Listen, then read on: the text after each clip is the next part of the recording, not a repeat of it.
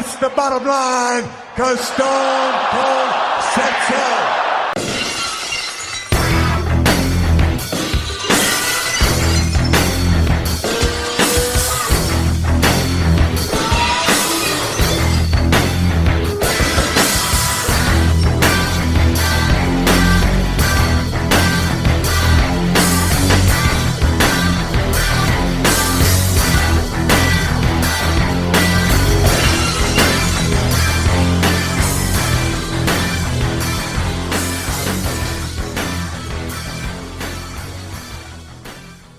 Welcome back to the Bottom Line Wrestling Cast, the career of Stone Cold Steve Austin. This week we're bringing to you episode 11, Reluctant Partners, covering May through June 1997.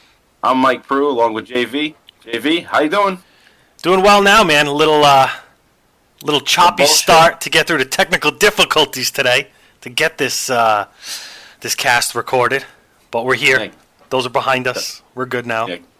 Goddamn Discord. Yeah, son of microphones. Damn you, Discard. Damn you to hell. So this week we're getting into some real good stuff. I'm excited to talk about the things this week. A lot of Shawn Michaels, Bret Hart. Got some real life drama going on with them that we're going to get into. And of course, the man of the hour, the man of the 2 hours recently, is Stone Cold Steve Austin. And he'll be having a match with Shawn Michaels, but along the road to that, a lot of things are going to happen. So we'll get into that this week. Last week we covered Cold Day in Hell, and we also did a watch-along. So hopefully everyone enjoyed that and took time to listen to us, and not only listen to us, but watch along with us. So it was fun to do that. And with that said, we had a poll this weekend, and it wasn't actually a troll poll this time. I think we got some legit results. So the poll was on a WCW singles match at Steve Austin's, and the options were a Dustin Rhodes match from Halloween Havoc, Brian Pillman Clash of the Champions 25, and then 2 Ricky Steamboat matches from Bash at the Beach, or Beach Blast, whatever the hell it was called, and then Clash of the Champions. And the winner is Brian Pillman. Brian Pillman won with 31% of the vote.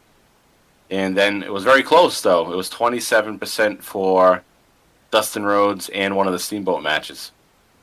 So, very close. I broke it down, did the math to figure out how close it was. Now, we only had 48 people vote this time.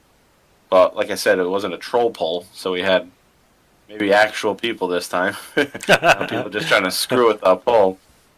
But broke down to 31% being 15 voters. So 15 voters voted for Pillman, and then he had 13 vote for those 2 other matches. So, right behind Pillman was Dustin Rhodes and Steamboat by creeping up there. And I know I voted for Pillman, and you voted for Pillman. So looks like we, by doing that, got him to win. Yeah, power to the corporation. And you don't know the results when you click. Which I like about the Twitter poll is that you can't see where it's going, so you don't just jump on a bandwagon. You have to actually make your selection, and then you see the results after you vote. It's not like the Facebook polls where you can see who voted for what, how many votes has what before you even vote. There isn't any anonymity on the Facebook polls.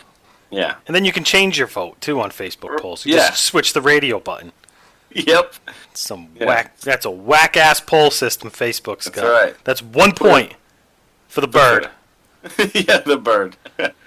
So, Bill Minutes, we're gonna do that show. We're gonna do a watch along for that coming up in December. Now we're not sure exactly what the date will be. We know it's not this week, it's not this Friday, so maybe next week we'll tell you what date that's going to be on. But it's coming up in December. And actually this Friday's not even December yet. It's still November. God damn it. Yeah, the 5-week month. Yeah, so you got a long month there. But that said, it's going to come at some point in December, so we'll get you that news as it comes. And you can also follow on Twitter.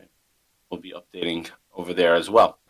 All right, so without further ado, let's just get into this jam-packed episode we have here. So we're starting off after the night of the Cold Day in Hell, where Austin got screwed out of the championship by the Hart Foundation. And we talked a lot about that. We talked a lot about the match not being that great at all. I mean, and we talked about how it's good to continue to push the storyline and have the Harts continue to feud with Austin. So it's good in all that aspects, but the match quality to us wasn't that great. But here we are on Raw 209, night after Cold Day in Hell, May 12th, 1997. And they're going to kick off the show with a Bret Hart promo. So Bret Hart, we're not going to play this promo because it's Bret Hart, and it's not really too much connected to Austin, and we don't want to waste too much time here. So we'll just talk about it a little bit. A couple of things that Bret Hart does do is he does come out and he does talk about Austin. So in that aspect, it does have to do with Austin, but he's kind of just saying that Steve Austin couldn't get the job done. He even says, Stone Cold Steve Austin is a loser. I like how he emphasized it. And he calls him a Texas cliche. He's just a babbling ass with barnyard overtones. I'm not even sure what all that means. I mean, Texas cliche, meaning that what? The cliche is that he's a badass? That's what I got out of it, yeah. Well, what the hell's the barnyard overtone? It's like... I have no idea. That's got to be some southern reference that I can't relate to up north here in Massachusetts. Yeah. Basically Bret Hart just reinforcing his commitment to the Hart Foundation to kick it off. How it's the best group of guys, no other people he want to be with, yada, yada, yada. He still thinks he's a good guy. And, right. If the fans want to see a bad guy, they should look at themselves in the mirror. So he's still kind of playing the victim and like, I'm real here, and everyone else is just kind of, fake. They're not seeing the truth that is Bret Hart is a good guy. Just his typical shots at fans. They like to cheer on scum.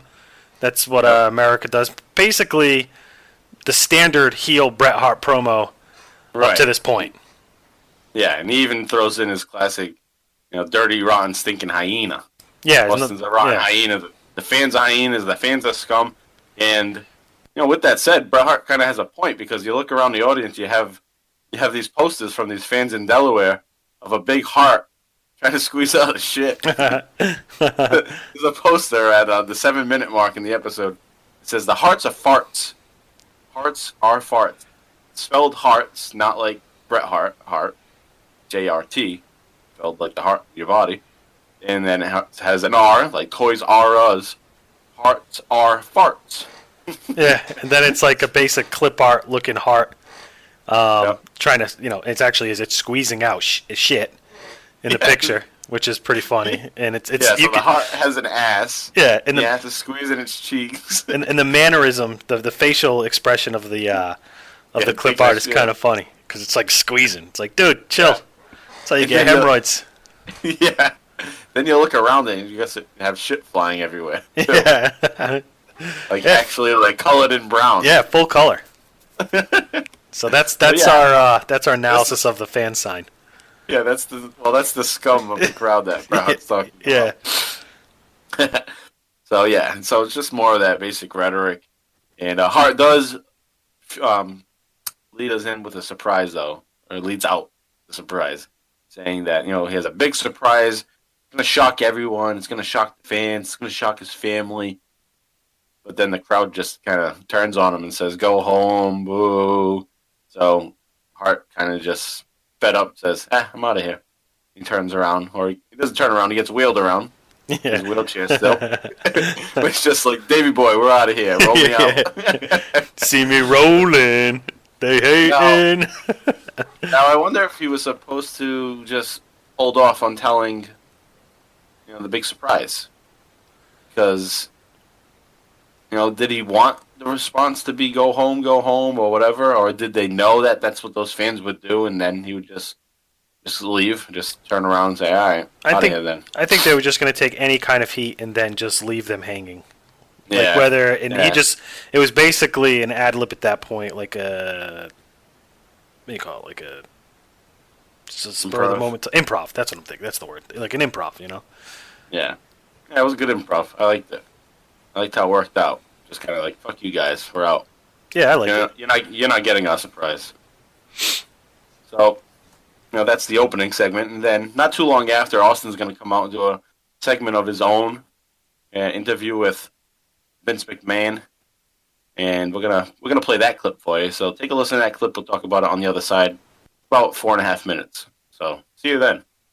First of all, I'd like to say what everybody else is thinking, and I'd like to say it in the way that you would say it. Last night was one hell of a match.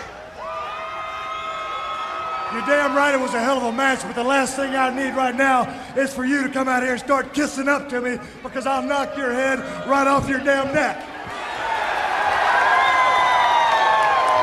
He'll do it too. I wish he would. As far as I'm concerned, I ain't gonna make no excuses about what happened last night. Things got a little out of hand. I got dumped on my head, and The Undertaker won the match. But this is the point. Steve Austin, sooner or later, will be the world champion. And if I say it, you can damn well bet it's gonna come true, and that's all I got to say about that. It looks like you brought yourself a little souvenir with you tonight. I got a little souvenir from Bret Hart.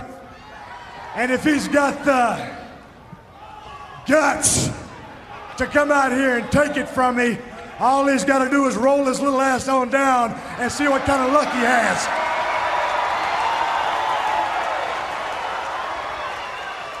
Bret, you come out here and you say you tried to be a hero. You tried to be what the people wanted you to be. You are a liar. You are the Judas Priest. You are a complete piece of human trash. Your little heart foundation that follows you around wherever you go, it's like a snake. You know anything about snakes, son? Have you ever killed a snake? Have you ever seen a snake in person? I'd prefer not to comment on that. It's because you're a chicken. I know all about snakes. And if you want to kill a snake, the fastest way to kill a damn thing is to get you a shovel and chop the head off. Bret Hart is the head of the snake. And if it would be the easiest thing for me to do, that's exactly what I do, because I can take Bret out with the snap of my fingers and everybody knows it. I guess so, he's in a wheelchair. But what I'm gonna do, instead of being all business and going straight ahead, I'm gonna have a little fun with it, because this time I ain't gonna chop the snake's head off and just end it like that. I'm gonna start with the snake's ass. What? And you ain't gotta look around with a questionable look on your face, because if there is an ass to the snake machine of the Hart Foundation, the snake's ass is Brian Pillman. Brian Pillman, I crippled your sorry carcass once before, and for years and years in the Bush Leagues, I carried you right in my back pocket. But when the bell rings and you look across the ring in the eyes of Stone Cold Steve Austin, you will know that your ass is mine, and that's the bottom line, 'cause Stone Cold said so. So you have Stone Cold Steve Austin coming out to the ring with a souvenir. Comes out with a souvenir. Souvenir from last night was a crutch that he took for Bret Hart after the match at the Cold Day in Hell. And so he comes out with that, and he's being interviewed by Vince McMahon, and he's basically telling him right from the start, I don't need you to kiss up to me. Because again, Vince McMahon's all giddy to have his golden boy in the ring, and all excited about it, and Austin's not about that. And he's like, all right, enough of that. Then he gets to the heart of the promo, basically saying, I'm not going to make excuses for last night.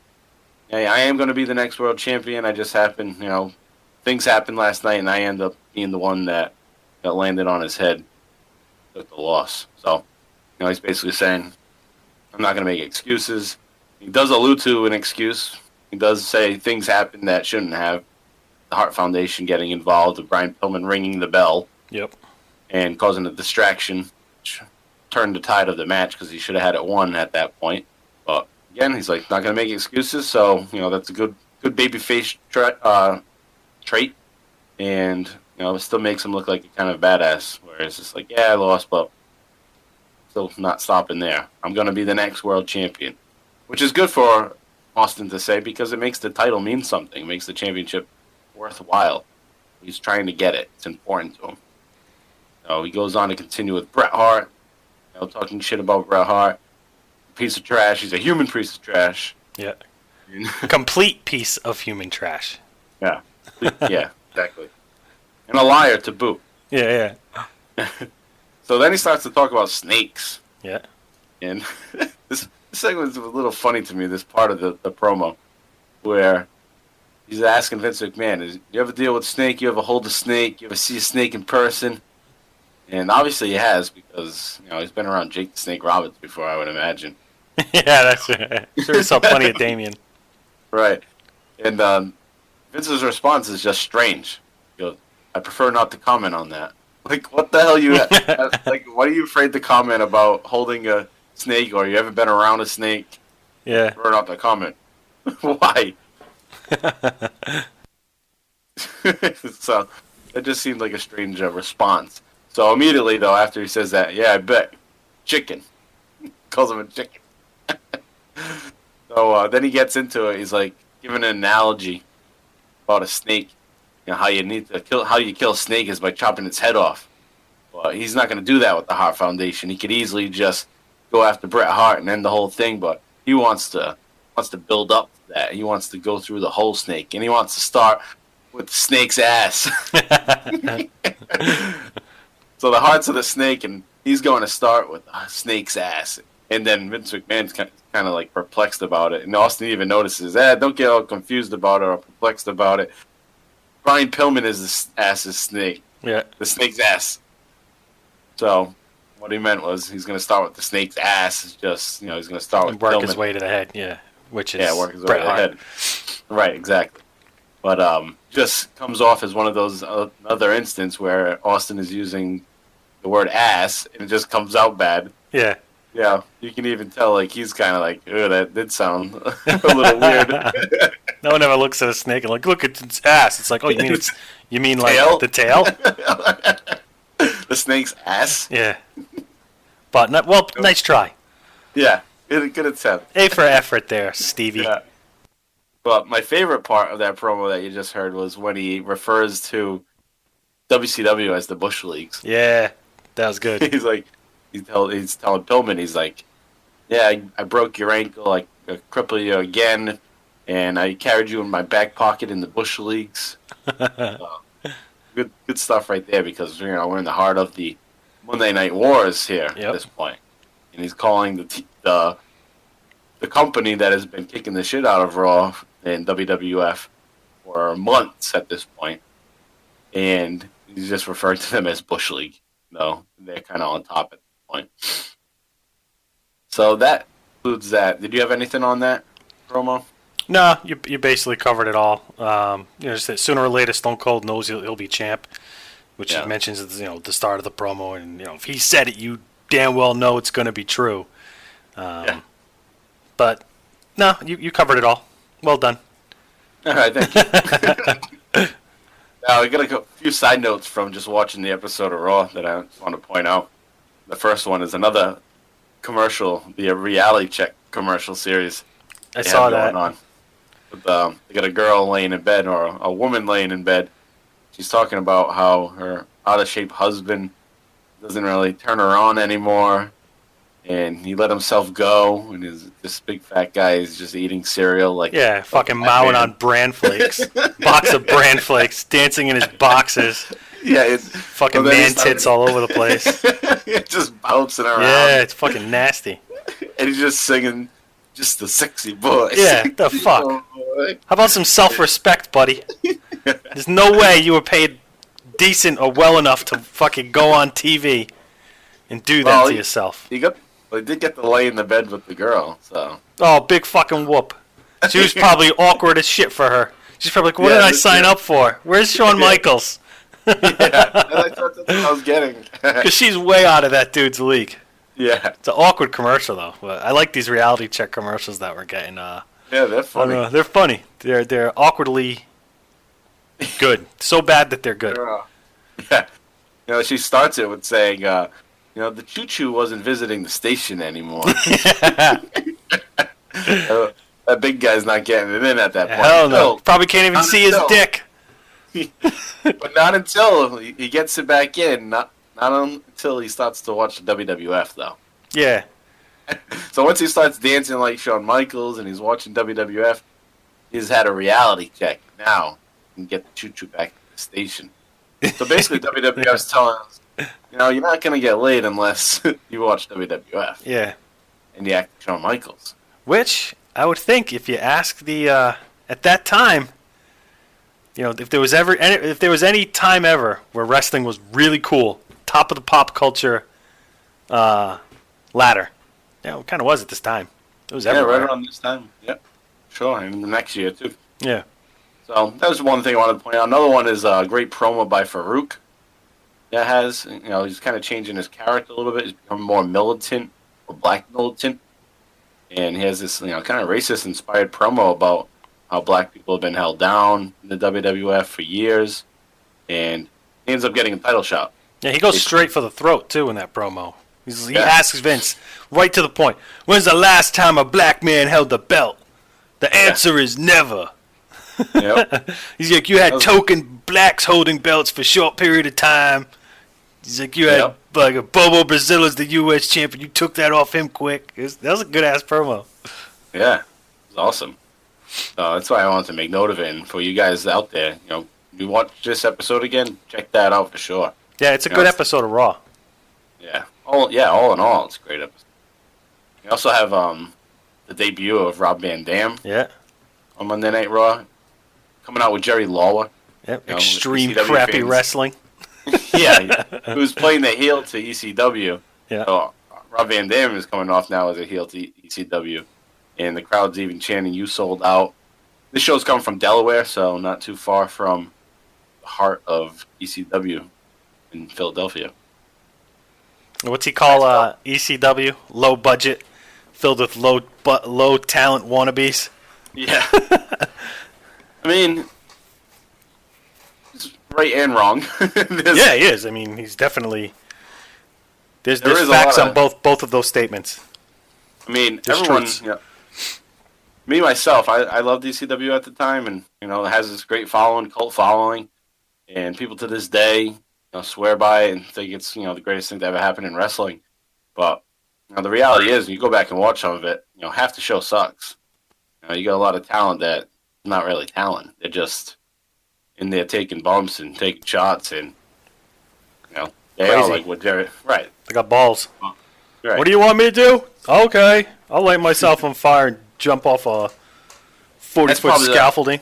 It's not a popular statement, but that's the truth. Like I said, I grew up watching it and liked it, but go back and try to watch an episode. You'll see. But it was sports entertainment. But I mean, it did and definitely did help change big time wrestling, the product. Doesn't take away from its impact, which was a big one, and on the business as a whole. Now, it's just when you go and look back at it, was it a little bit more glorified than it probably really was at the time because it had the cult-like following. Usually when something has a cult-like following, it's easy for it to get a little overrated by the people that are a part of that cult. Exactly. Yeah, so that's that with that. So RVD is playing this heelish character, ECW. He's the best one to come out of ECW. We look back historically, Rob Van Dam takes the cake as being the biggest star to come out of ECW. And he's their blue chip at this point. What's he? Yeah. He's got to be in his mid-20s at that point. So. Yeah, he's their blue chip, and it's interesting that comes to WWF, still working for ECW, but comes as turning on ECW. Yeah. So I thought that was cool. All right, so enough of that. Now we'll get back to some of the main aspects of the show. We have another Bret Hart promo. So we got Bret Hart kind of running the show here. And we're not going to play this either, but he wants Shawn Michaels to come out. Now, I just thought this would be interesting to talk about a little bit because of what comes of this. And we have this Hart and Michaels feud going on for a while. Going all the way back to last year, to just prior to WrestleMania 12.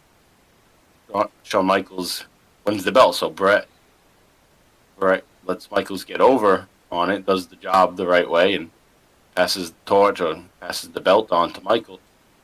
And it was supposed to be that a year later, Michaels do the same thing. But that's not the case because Shawn Michaels doesn't want to have that match with him. He drops the title. He's to go find his smile. And Bret Hart's pissed about that too. So we got this legit feud building up. They also want to take advantage of that and have it on screen too. So Hart's going to call out Shawn Michaels. He's going to talk a bunch of shit. Basically, Michaels just stands there the whole time while Bret Hart just shits on him while sitting in a wheelchair. And it gets to the point where the show goes off the air because basically Bret Hart just kept talking. And I don't know if it was supposed to do that. It probably wasn't.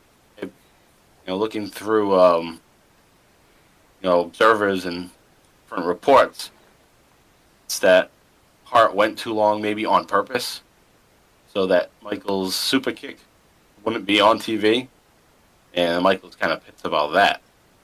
So things are starting to heat up with them. In this promo, Bret mentions that he was screwed in the Iron Man match, which he was. Definitely was, Mm-hmm. because the match was supposed to be a 60-minute Iron Man match. But stupid thing they decided to do with Gorilla Monsoon coming out and saying that this match can't end this way and there needs to be a clear winner, so they have overtime. Then Shawn Michaels wins in overtime. Obviously we know it's a story, but that doesn't fit. The match was supposed to be a 60-minute Iron Man match. If Bret Hart can last 60 minutes without being pinned, then guess what? He won the fucking match. Yep. He lasted, and he didn't get defeated. He didn't lose his belt.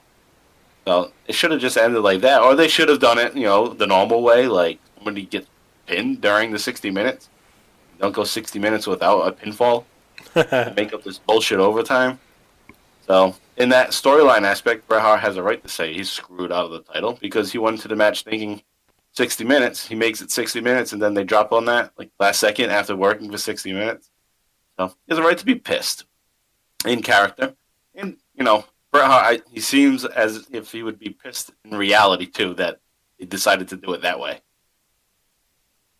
Just seems like an agitated man. Yeah. So another big thing that comes from this promo is that he's telling Hart's telling Michaels, you get tattoos, you shake your ass, being a horse's ass, and you're a degenerate. So this is where the Generation X kind of begins, because it's been stated that the Generation X name came or stemmed from Hart calling Shawn Michaels degenerate. And I guess maybe it was even just a dig at Bret Hart, like, oh, you call me degenerate? Well, we're going to be the Generation X. Make a shitload of money. Yeah. So I think Hart did call him this one time before. Me too. I can't remember. I think we've what talked about episode this it was. before. Yeah. Yeah. But he used that term already, and now it's kind of just like hitting it home. You're a degenerate. Bret Hart likes to stick with his phrases. Steve Austin's a rotten hyena. Michael's a degenerate.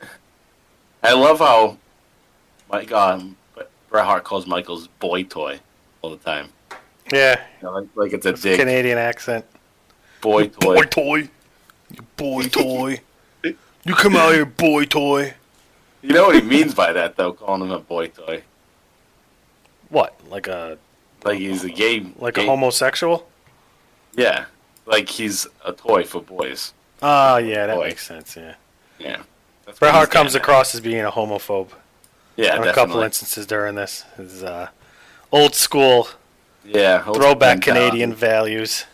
Yep. Sure does. All right, and that's pretty much the gist of it. And the show goes off the air, but on the network you get to see the off-air extra right after the show goes off the air, so you don't have to wait until the next episode. They actually just give it to us right away. So basically what's happening is now Hart and Michaels both standing up, and Hart just continues to berate him, and Michaels is kind of just fed up. He steps back.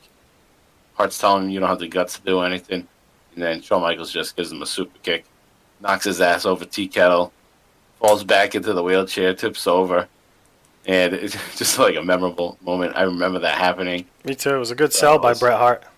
Yeah. It's almost kind of cool that it didn't happen on the episode. It's kind of like, oh shit, there are things happening after the show. You know what I mean? Made it like special. Anything could happen after the camera. Mm-hmm. It's definitely, if you're there, it's cool. Right. You know, then the next week, though, you're waiting to be like, oh shit, that happened. Yeah. So, kind of builds up for the next week. Even though it was a mistake, apparently. At least according to Dirt Sheets. But one interesting takeaway from this promo is the fact that money gets brought up in this promo. About basically how Bret's ridiculed for being controlled by the American dollar. He makes a point about, well, who isn't? And he's right. And then you can kind of sense the concerns from HBK, which is probably playing over from real life, how much money Bret Hart's making now with his new contract. And I think HBK, he doesn't do a very well job hiding his bitterness just a little bit in this promo. You can just kind of tell in this interview. So yeah, you can see the real life anger between the two. The real life animosity between the two. That's what made this feud so great, and it's going to be from here on out right into Survivor Series. Is that it's genuine. These guys do not fucking like each other, and there's concerns about values, how they live their life. How they do things behind closed backstage, with other wrestlers and all that. It's shady. It's like high school drama playing out on live television every week. Yep. Yeah, so that like I said closes the show. Now they're going to show that clip again at the beginning of the next episode. That brings us to Raw 210, May 19th, 1997, live from Mobile, Alabama. And it's going to start off with an Austin promo, and we have it. It's one long segment. Okay, but we're going to break up the clip. We're going to make 2 clips out of this. So we're going to play one clip that lasts about 3 minutes. Play that right now for you. Then we'll talk about it.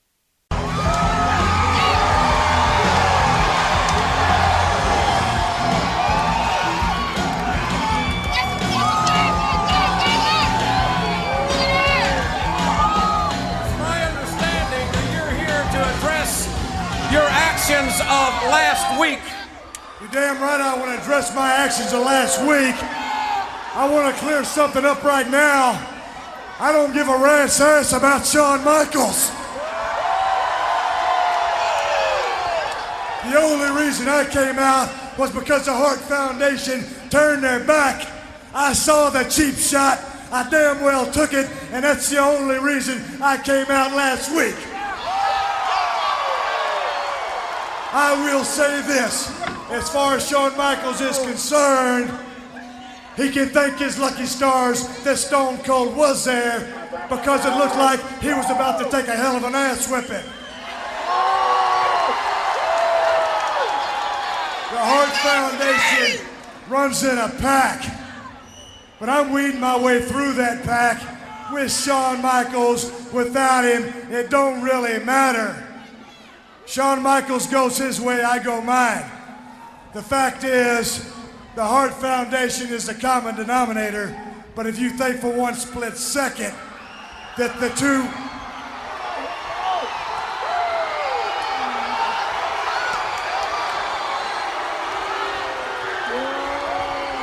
I ain't your friend, but I got no problem with you.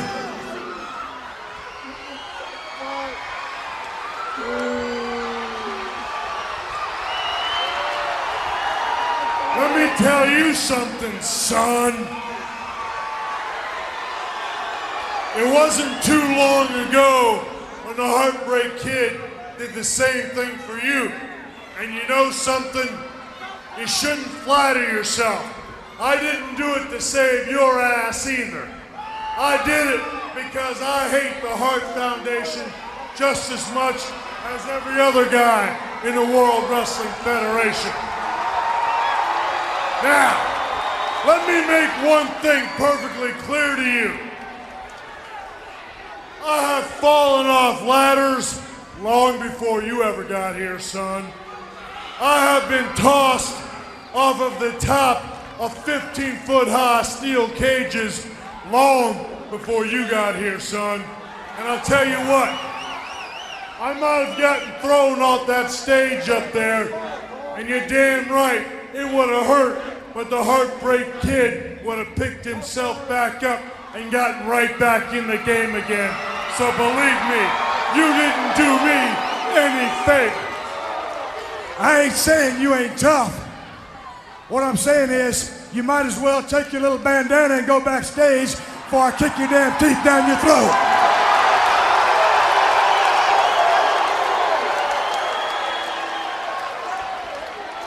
So, you're telling me, the master of the sweet chin music, that you're gonna kick my teeth down your throat? Damn right. Well, let me tell you something. The Heartbreak Kid may just stun you and stomp your guts in, and that, my friend, is the bottom line, whether you like it or not.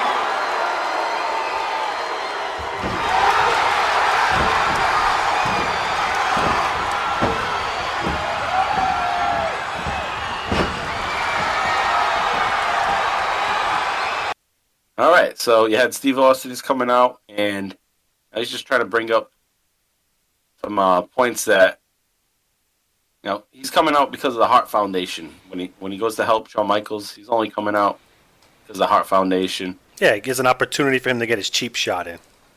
Right. Yeah, it says the hearts are the common denominator. You know, he's not Shawn Michaels' friend, but he's not going to have a problem with me either. You know, so kind of just going back and forth about, yeah, I'm not here to help you either. You know, this and that. And HBK is eventually going to come out himself. You know, and he's going to tell him straight up, you know, don't flatter yourself. You know, I'm not trying to help you. I did this because I hate the Heart Foundation, like everybody else in the back does. So he makes it a point to say, I'm not the only one that hates the Heart Foundation. You're not the only one. Everybody backstage. Everyone hates these douchebags from Canada. So I like, you know, in this segment here, Michaels keeps using son. Yeah. Saying, yeah. Son, like Austin, you know, uses son all the time. But Michaels is, you know, ripping him off or just kind of insulting him by saying it constantly. Yeah, you know, and it's also important to bring up that it's reported in the Observer. I don't want to say dirt sheets, people may be offended, but well, that's what they were called back then. And they're still fucking dirt sheets. Get over it. You're sensitive, Sally. Just fucking get over yourself. Don't even bother writing me a tweet about how pissed off you about it. Yeah, it's fucking jargon. Run. Yeah, like come on. Legit. You know, he's a legitimate reporter. It's not dirt. Yeah. But what as you were saying? On the dirt sheets? On the dirt sheets. So, on the dirt sheets, they're reporting that, or Meltzer and Wade Keller, they're reporting that, you know, Shawn Michaels may have been a little bit under the influence this night, May 19th. Reported to work, unable to perform. But, you know, for the sake of the show, they had to get him out there to move these storylines across. So they may have put him out there be not 100% in terms of his mental capacity. And you can notice a little slurring of the words. And, you know, he also, there's a moment where he forgets what he's going to say. And, you know, luckily they just end up in a brawl and everything seems normal at that point. But another thing that's also reported is that Shawn Michaels was wearing a bandana, and he was doing it as like a fuck you, because it was also reported at some point previously that he and Kevin Nash weren't friends anymore, and wearing the bandana was to signify that they're still friends. That's ridiculous. And that's why they call them the dirt sheets. Imagine that. Yeah. Coming out with a bandana because I'd love to see the frickin' citation for that, or like the who's on record of reporting that. I was in the Observer. Yeah. No, just like where they got it from. I don't know. Oh, It's yeah. just some of the shit is just like... Right. Yeah. Because it's not that Who's the Meltzer's source? reporting bullshit. No. He's just getting shitty information from people. Yeah. You know? So whatever.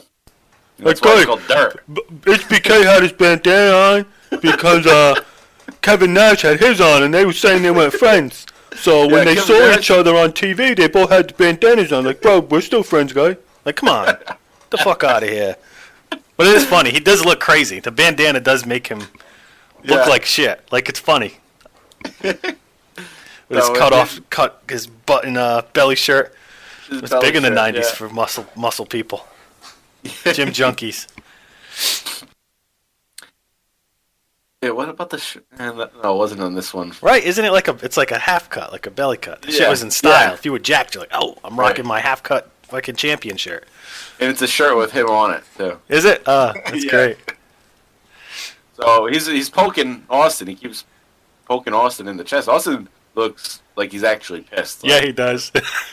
this guy's pissing me off right now. So he even kind of lashes out for a minute. He's like, you gotta get to the back, with your little bandana before I kick your teeth down your throat. So I don't think that was supposed to be said. I think Austin was kind of like fed up with all the bullshit that Drawing the he line. was doing. Yeah. So he's like, get the hell out of here, basically. And that was the end of it. Michael was kind of just like, all right. And then they just started brawling. All right, this is time to go home with this. So let's do the brawl part and let's end this now. Sure, Austin got some stiffies in. Stiff punches in. All right, so as they're brawling, this will lead to the second part of the clip. And we're going to have some visitors on the Titantron. So take a listen to the next portion of that promo, and then we'll be back to talk about it after that.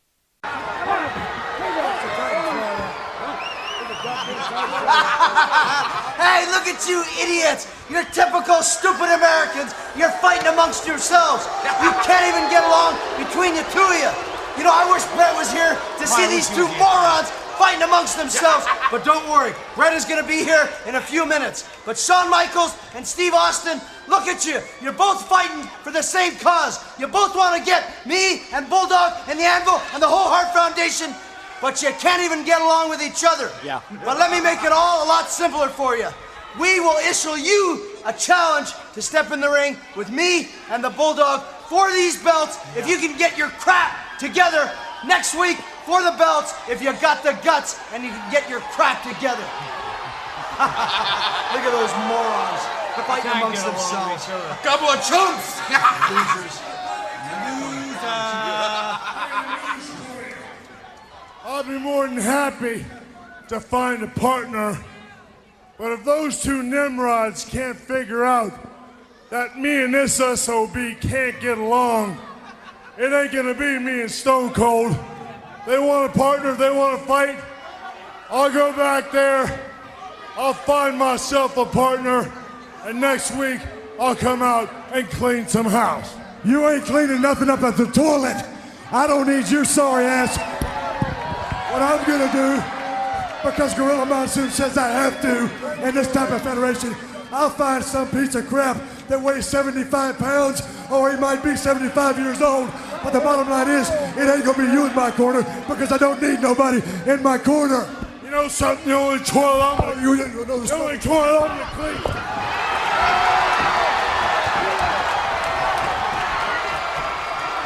All right, so we had Owen, Bulldog, and Jim the Anvil Neidhart all laughing like hyenas. They're like the hyenas. Yeah, they laughing on the Titantron. And they're saying, oh, look at these dumb Americans. These dumb Americans fighting each other. They can't even get along. Owen Hart's doing most of the talking here, as you just heard. And you have Owen, who's going to challenge Austin Michaels. We'll challenge you to a match for these belts next week.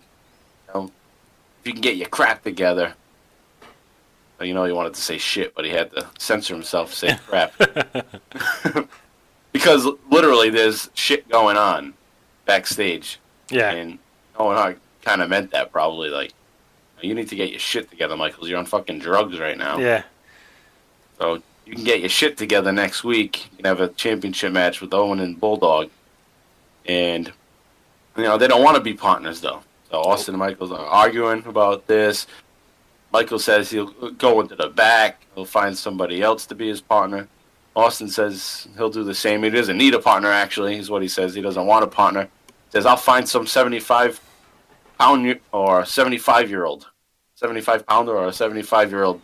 And, Michael's like, he starts to mumble and babble his words, and then they stop brawling.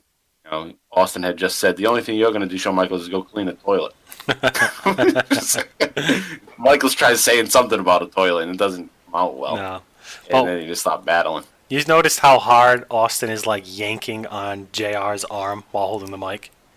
JR's, like, being pulled, and Austin's just, like, got his arm tucked in, holding onto the mic, like almost like he was trying to get the mic off JR, and JR's like, no, like, I can't give you the mic.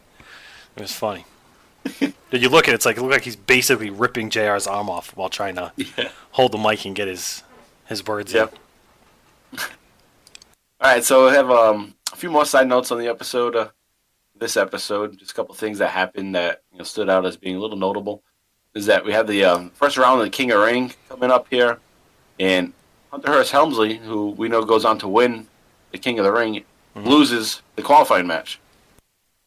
So I don't know what ended up happening there. They changed their mind about having him eliminated.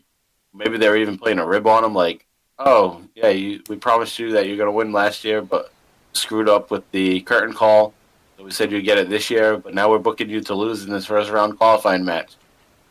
Let's see how he takes it. Well, he loses to Ahmed Johnson, right?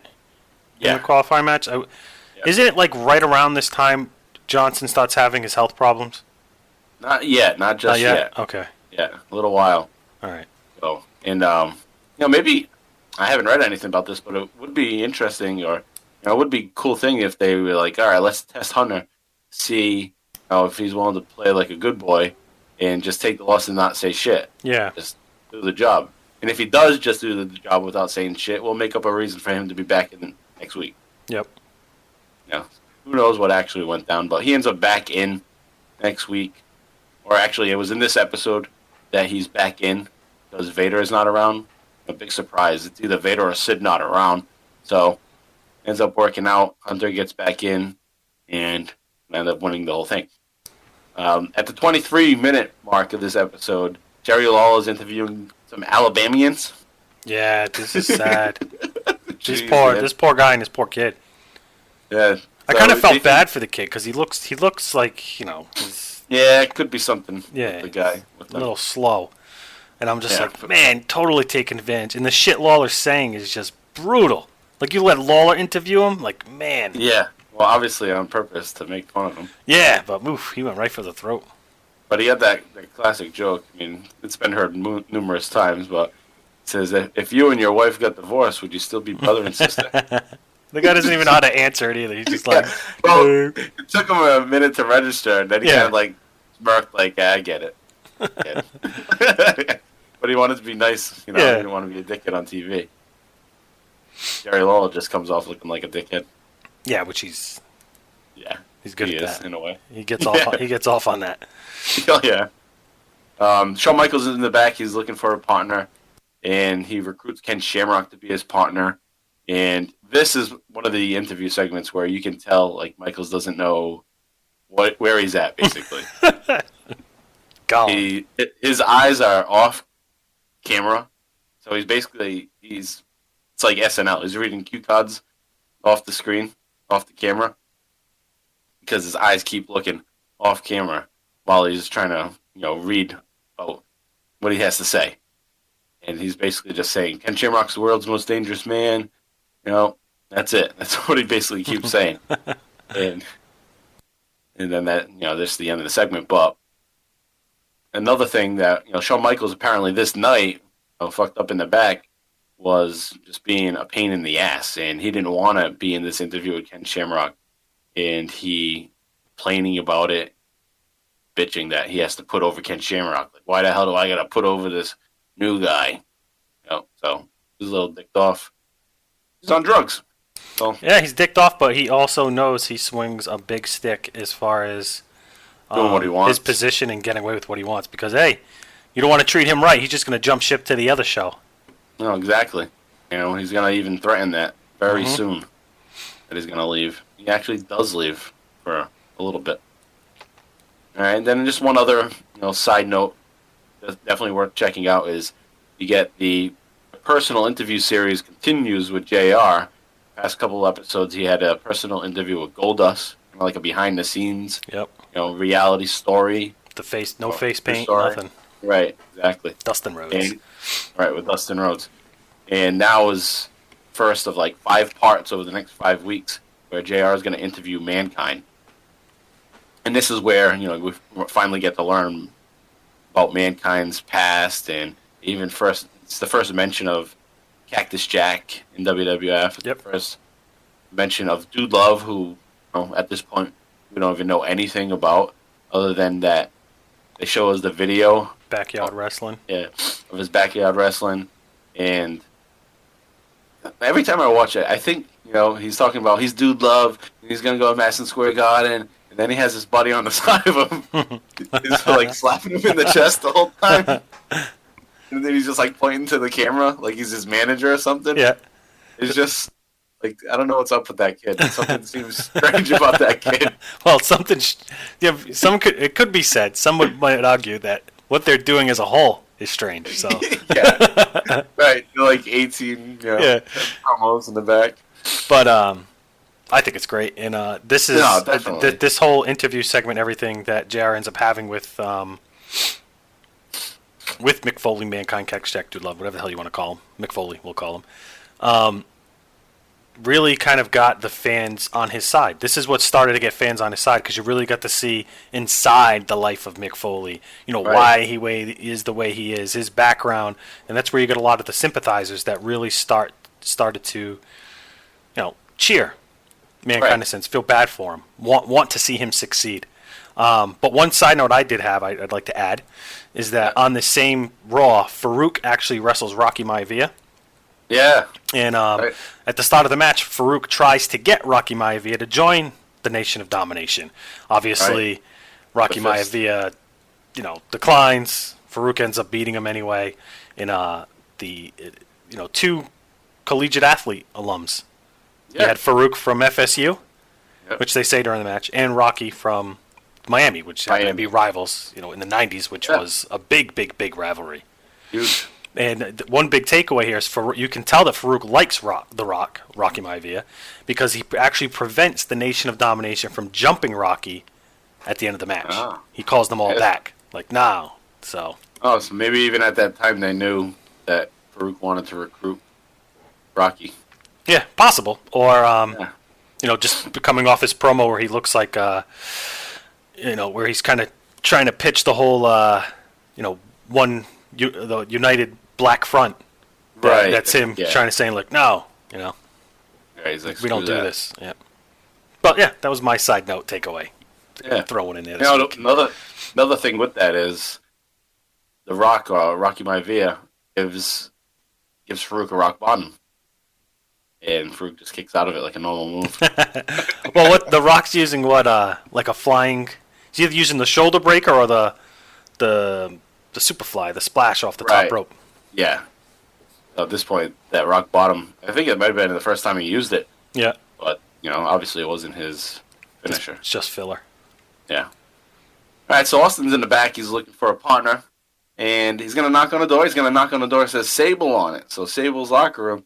And he doesn't wait for her to say anything. She maybe says, hold on. And then Austin just opens the door. Austin just goes in. She's not even dressed. She has an Austin 316 shirt just covering up her chest. And this is one of the first or earliest comedy spots that Austin's involved in. And the funnier part is when he gets kicked out. And then he goes back, he opens the door again, he says, did you say something? Yeah, he's trying to get a look. Trying to get one more look. Yeah. Well played, Stevie. Sorry, I got some cold going on here. Nose getting all stuffy. You can hear that. But you can't blame Stone Cold for trying to do what he's doing there. Oh, definitely. Who the hell wouldn't? Then Lawler comes in with the joke, of course, that Jim Ross is going to ignore, like he should have. And he says, maybe Austin wanted to get her in a few holds. Maybe even a few rug burns. Zinga. Dun-dun-dun. And so that leads us to Bret Hart coming out again, and he's gonna have a little promo, which we're not gonna play. But Bret Hart is out of his wheelchair this week, and he's still got the same rhetoric going on, talking about people being dirty, rotten hyenas, and a lot of that bullshit. American fans suck, and so forth. And he talks about how he doesn't care who Shawn Michaels' partner is going to be, that the Hart Foundation is going to defend their titles, and he's going to have his big announcement now. And his big announcement is that he's returning to in-ring action, and he's going to return at King of the Ring. He's going to challenge Shawn Michaels. Yep.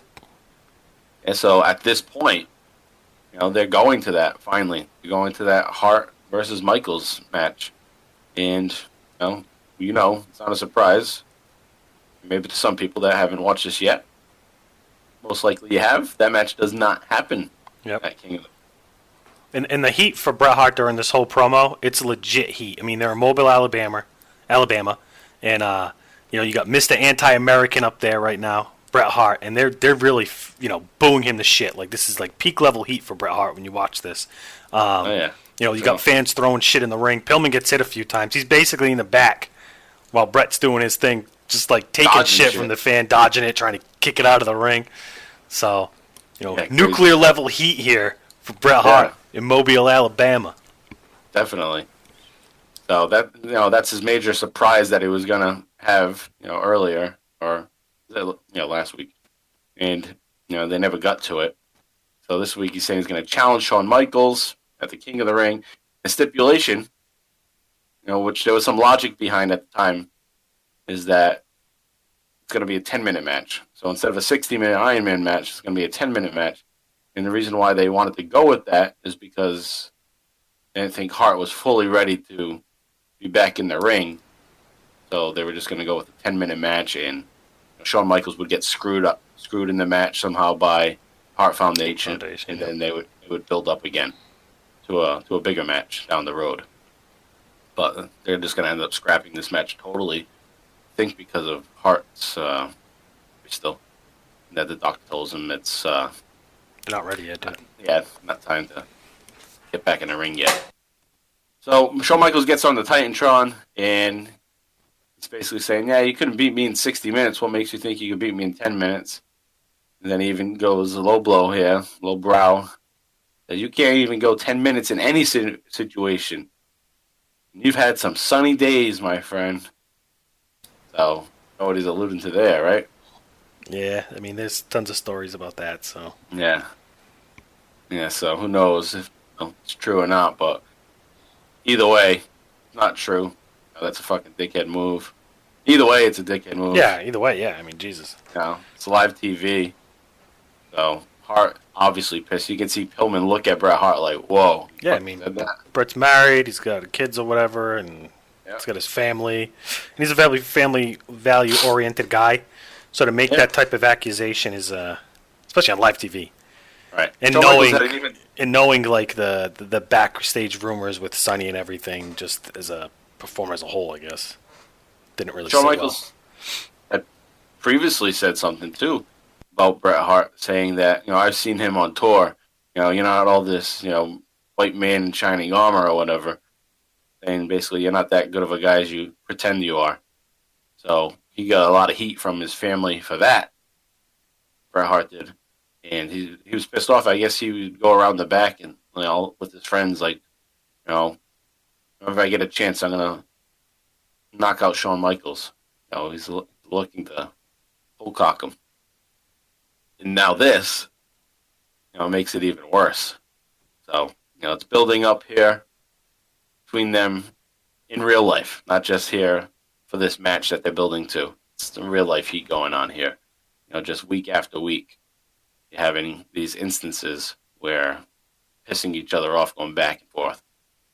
So, that's the gist of that whole promo. Is that he made this announcement to have this match. Go at it again here. So they accept the match. Bret's definitely pissed about what just happened.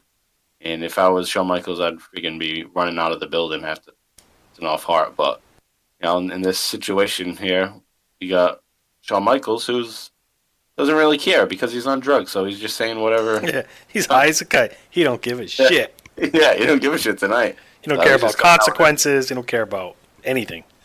Yep. So, being very ballsy made for a great episode of Raw, though. Yeah, it did. So, that kind of concludes that, as I just said. We have Austin in the back now. He's still searching around, and you see him asking somebody, all you need to do is stand on the apron. You don't need to do a goddamn thing. And then he turns, and you can finally see who's sitting there, and it's Harvey Whippleman. Little bitch-ass Harvey Whippleman.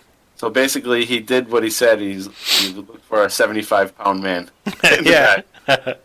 Harvey Whippleman. Then the next thing is even funnier. That Brooklyn Brawler comes out, and Austin's like, hell no, you're not going to be my partner. Brooklyn Brawler's like begging to be his partner. Which is funny because Brawler never wins. No. Never had a title. Freaking missed the job. He's thinking, I can finally, win a match maybe with Steve Austin. Austin just like, no, he throws him, says, you're never going to be my partner because you suck. Yeah. Fact. That's a little funny statement. So Austin doesn't really want a partner at all, and basically going to get forced to have a partner, and we'll get to that soon. So you have one little other side note. We got the build going on for Paul Bearer and the Kane storyline. It's happening at this point, so that's some good stuff. Week after week, you have a little build to what's Paul Bearer talking about. What do you mean, brother? Who's this brother? When's he going to show up? Who the hell is Kane? So all that's starting to happen. Yeah, who doesn't end up showing up for a while. Yeah, for a while. Not until the fall. Yeah. So all summer, you have this mystery until... Shows about what? The first ever Hell in a Cell match, right? Yeah, Hell in a Cell. Bad Taker and Michaels. Yep. Right? Yeah. Yep. I remember that. That was cool. All right, so yeah, definitely. So we get to the main event of the episode. It's Steve Austin against Jim the Anvil Neidhart. So this match starts at 125.55 and it goes right to the end of the episode. You have the Hart Foundation comes out immediately once this match starts. And Austin and Neidhart kind of just brawling. So we don't have much of a match here at all. Pillman comes in, hits Austin with a crutch. Goes DQ. Everyone attacks Austin and the Hart Foundation. And then Shawn Michaels is going to come out, make the save with the steel chair. He's clearing house. Then Austin and Michaels are standing there, and now they've been ordered to go for the tag titles together. And they're being forced to be a tag team. And they're like, no way, no way. And Hart Foundation's standing up on the ramp, and they're just watching Austin and Michaels go at it again in the ring. So they're just sitting back like, we're going to defend against these guys. These guys can't even get along. They're just constantly going at it with each other. So that concludes that. So they're going to get their title shot on the next episode of Raw, which is on May 26th, 1997 on Raw 211 from Evansville, Indiana. Okay, so it starts off immediately with an Austin and Shawn Michaels promo. So we're going to play that for you. So take a listen to that. Austin teaming up with Shawn Michaels. Their mutual dislike for each other is only exceeded by their mutual dislike for Bret Hart and the Hart Foundation. It's an enigma. Fans really supporting Stone Cold Steve Austin. I'll tell you the big question though remains, can Austin and Shawn Michaels coexist? And how is Shawn Michaels going to be able to perform after being off for almost 4 months? Here he comes, back in action! He's the Heartbreak Kid! The most flamboyant WWF superstar of all time! Whether you like him or whether you don't, unquestionably, this man's athleticism is exceeded by no one.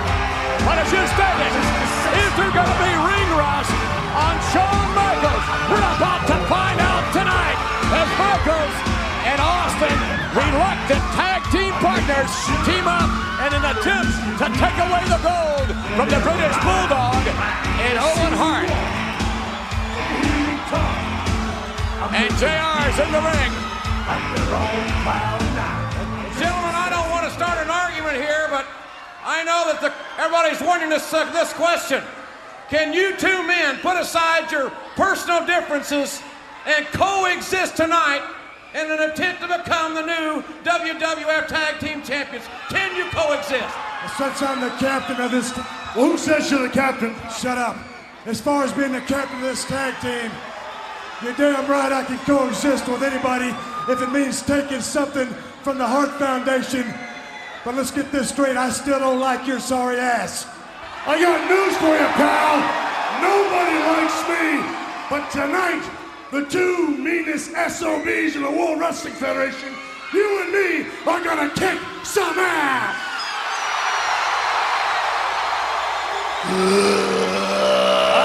What's this? The Legion of Doom! And you wonder if comments by Austin or Michaels provoked LOD. They're scheduled for our first match.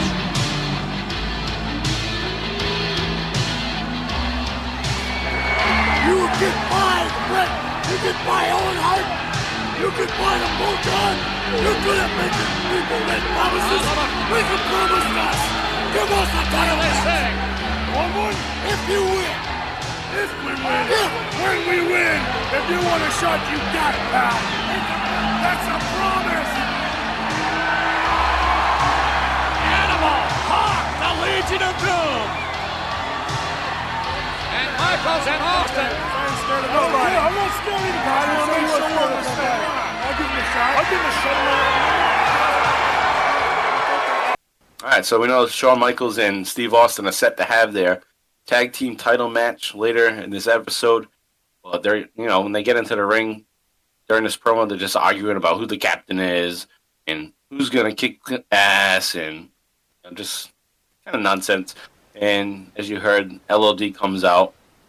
And that's where the clip ends, is when LOD's coming out. Actually, no, it goes on a little bit longer than that. And basically they're saying that they want a title shot. Yep. So when they win, Michaels and Austin win the titles next week, we want our title shot. So they're already setting that up. And I don't know why they went with that. Maybe LOD was supposed to get a title shot at some point. So they're just saying, Yeah, LOD's just kind of like in and out of like main feuds. Right. They just come. I mean, they're big. I mean, it's one thing. They're big bastards. Like they're bigger than like those heavyweights that these single heavyweights that they're getting in the ring with. Like big dudes. Definitely. So, no, not much to that. You heard it all there, and there's not really much to comment on other than we're gonna have a title match tonight, and then next week maybe another title match. And the only thing of note on the side that you didn't get to see because it's audio is Shawn Michaels is wearing a Simpsons shirt. Yep. On last week's episode, which I didn't mention, but Bret Hart comes out, he's wearing a Simpsons shirt underneath his leather jacket. And Shawn Michaels this week is going to come out with a Homer Simpson t-shirt on. So that's kind of a dick move in a way. Yeah. I think he's just kind of sticking it to Bret Hart, making fun of him in a way. Yeah. You come out with a Simpson shirt, I come out with a Simpson shirt too. Yeah, kind of mocking Bret Hart in a way that Homer Simpson is like the stereotypical American dad that gets pitched around in the 90s. You know what I mean? Yep. He's like the T-shirt, just to put it in references. He's sitting. It's the picture of Homer sitting on his couch. His stomach's hanging out. He's like his shirt's right up. His underwear. Right up. Yeah, and his underwear. Shirt's right above his belly button. He might be eating a donut, I think. Yeah. But I think so. Yeah. It's a classic. If you watch The Simpsons, you know exactly what I'm talking about. Right, it's the black and white one too. Yeah. All right, so after the clip, Bret Hart comes out for a second. You're just looking out there. He's not on his crutches. He's not on his chair anymore. So he's just out there. And it's going to lead into a match. It's going to be LOD. They just came out there. They're going to have a match with Pillman and Anvil. And Bulldog and Owen are going to interfere in the match. And then Austin and Michaels come back out. The battle continues on. So that's the start of the show. You have that match there. Ends in a quick DQ. And then you have Austin backstage. Pillman's going to attack Austin. Owen and Bulldog are also going to attack. And then Michaels is going to try to save him. And then they get into another quarrel in the back and arguing that, we can't even watch ourselves, we can't even watch our backs for a week. The hell is this? We keep fighting. So they're just making a point that we're trying to go for these belts, and we keep just arguing nonstop. So, just a little backstage drama going on there at the 36-minute mark. And a little side note about this episode is they have the next part of the Mankind interview segment. But then what really got me was promotion for King of the Ring. They have this big inflatable chair. Ugly, hideous inflatable chair, blow-up chair. And it's being sold for $70. I wanted one of those. Did you? Yeah, I didn't think they sucked. I thought they were cool. Well, maybe at the time as a 14-year-old, I don't remember what. Yeah, now they're stupid. My kid came up to me like, "Hey, I want this chair for $70." I'm like, "Dude, kick rocks." I'm getting shit. Well, I thought it was interesting because that just seems so expensive. I was like, $70. It is. It's a freaking What can balloon. you give it $70 now? Like that chair on Amazon for like 15. Right. That chair, yeah. It's like a $20 chair at best today. Yeah. And, maybe because it's WWF King of the Ring or whatever, maybe a little bit more.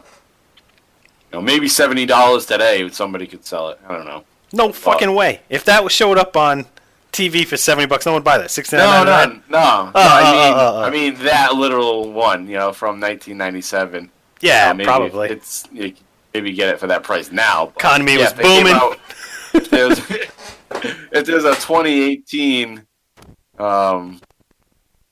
TLC inflatable chair, that shit's not selling for $70. Hell no. Maybe the folding chair. The inflatable one. So I was interested in, what the hell would that be now? So it's the equivalent of selling an inflatable chair today for $110. I used the inflation calculator. Ain't no one paying that. Bullshit. $20 max, man. Yeah. And that stuff's cheaper now. We got better distribution channels. You got block trade. Yeah. Yeah, what a crazy price, though. Time. $70. That's obnoxious. Yeah. That's probably not even counting shipping and handling either. No, that is with the shipping. That was the shipping and handling? All right. Yeah, $12 shipping and handling. And now shipping is freaking free. Yeah, they're like, here you go. We even deliver on Sundays now. Yeah. We're going to subsidize the whole post office. My name's Jeff Bez. All right, I'm going to get into that. All right. So continue on with the Heart Foundation promo, like a quick one. It's kind of just the build up for their matches at King of the Ring because everybody's set to have a match. King of the Ring at this point. Pillman's supposed to have a match with Austin. Hart's supposed to have the match with Shawn Michaels. And I think Owen and Bulldog against LOD, no? Yeah, maybe. I think they ended up fighting LOD at the pay-per-view. Oh, okay. Maybe that was what it was. All right, so Owen and Bulldog are going to spend most of this promo just talking about their upcoming match they have later in the night, which is what we'll get to next. Okay, so we have our main event, Austin and Michaels versus Owen Hart and British Bulldog. This is Shawn Michaels' first match back in action since he lost his smile all the way back in February when he decided to be a baby and drop the title and not go up against Bret Hart at WrestleMania. Which, kind of bullshit. That would have been a great match. But, hey, we got an even better match probably out of Bret Hart being up to Austin. So, it all worked out for wrestling fans. And so, HBK is back. And they're going to defend their titles if they win against LOD next week. Already set that up. And we have early on in this match, I think you have some great action. I think it's a really good match. Me too. I liked it. I thought it was good. Yeah, and it was booked as a normal match, too. Like, it wasn't, that situation where you have Austin, not wanting to tag in or, turning on each other. No, there was synergy. They're legit trying to win. I mean, they're skeptical of each other from a trust standpoint in some instances, but for the most part, they're trying to win the match. Right, and they're working like a tag team. Yeah, they're doing moves together. They're working the corner and all that. They're cutting off the ring, keeping their opponent on one side, tagging back in and out, and they know. They know how to work the match because even though they're these great singles at this point, they were both great tag team wrestlers previously. Yep. Michaels with the Rockers, Steve Austin with Pillman and the Hollywood Blondes, and so many other matches that Austin was in were tag team matches, numerous partners. So they knew what they were doing in there, and you can tell. So I like that it was just booked as a legit match. So eventually, the Hart Foundation is going to creep down the ramp, and like they always do, getting in the way. You have a few good spots. You have a sleeper hold into the jawbreaker. I always like to mention that when I see that. That's a good go-to off for the Austin. rope. Yeah, off the rope into the sleeper, into the jawbreaker. You had a spot where British Bulldog dropped Shawn Michaels on the top rope, and then he's bounced out of the ring. Shawn Michaels loves to do that shit where he just bounces off the ropes and looks like it's a nut shot, and he rolls out. But I like how they're showing Davey Boy be, powerhouse. Yeah, match. that's all. That was kind of his thing. Yeah, he's doing a lot of big slams and stuff. Right, but sometimes though he's inconsistent. Sometimes he can work a good match, and then other times it's like he doesn't even want to be there with Davey Boy. So in this match, it looked like he wanted to be there. We're gonna have some ref shit that I hate in this match. So the match, the action's good, the result is good, but some of these ref situations are just a little annoying to me. Okay, so and they become a staple of the Attitude Era. Yeah, so we see a lot of it. Yeah, which I think at this point it's a learning curve, an adjustment, because you're not used to seeing it as often. We didn't see it as often during the Golden Age, so now that we're in the Attitude Era, it's a weekly thing, and it's multiple matches every week. Yeah, way more prevalent. So you have Owen distracts the ref. Owen Michaels is pinning Bulldog. That's fine. That's typical tag team action there. But Austin gets tagged in, but the ref doesn't see it. Now, that's a spot that happens all the time, but I just hate it. I just think it's so annoying. Like, basically what happens is Austin gets tagged in legit. Because Owen is distracting the ref, the ref doesn't see it. Then he immediately turns around and he's like, "No, Austin, I didn't see the tag." It's like, well, you were fucking distracted. Yeah. So why are you blaming me? I'm doing what I'm supposed to over here. You're not even paying attention to what's going on in the ring because you're distracted. Fucking pay attention to the match. Get your shit together. Do your job. So, and of course it's Earl Hebner. Yeah. Involved in this. He gets tied up in that. He's in the argument, so why are you going to penalize the other guy on the other team? So, now, the other part of that spot is now you have Earl Hebner yelling at Austin, so what's happening to Michaels while Hebner is yelling at Austin? Well, of course, Michaels is getting double teamed now. Getting his ass beat. Getting picked on. So, and all Hebner needs to do to see what's going on in the ring is look at the fucking Titantron and say, "Oh my God, they're beating up Michaels. I got to turn around." No, or he doesn't hear the stomping of the mat. Yeah, no shit. It's like plenty of people over there. So anyway, I just kind of hate those spots. I know they're classic and they happen all the time. But I thought it was a good match. No, definitely a good match. Yeah. I didn't say it wasn't. I don't like that situation where you yell at the other guy because he didn't see the tag. Was my problem that you didn't see the tag? Anyway, Austin finally gets tagged in, and the ref, does see it, and he's in the match now.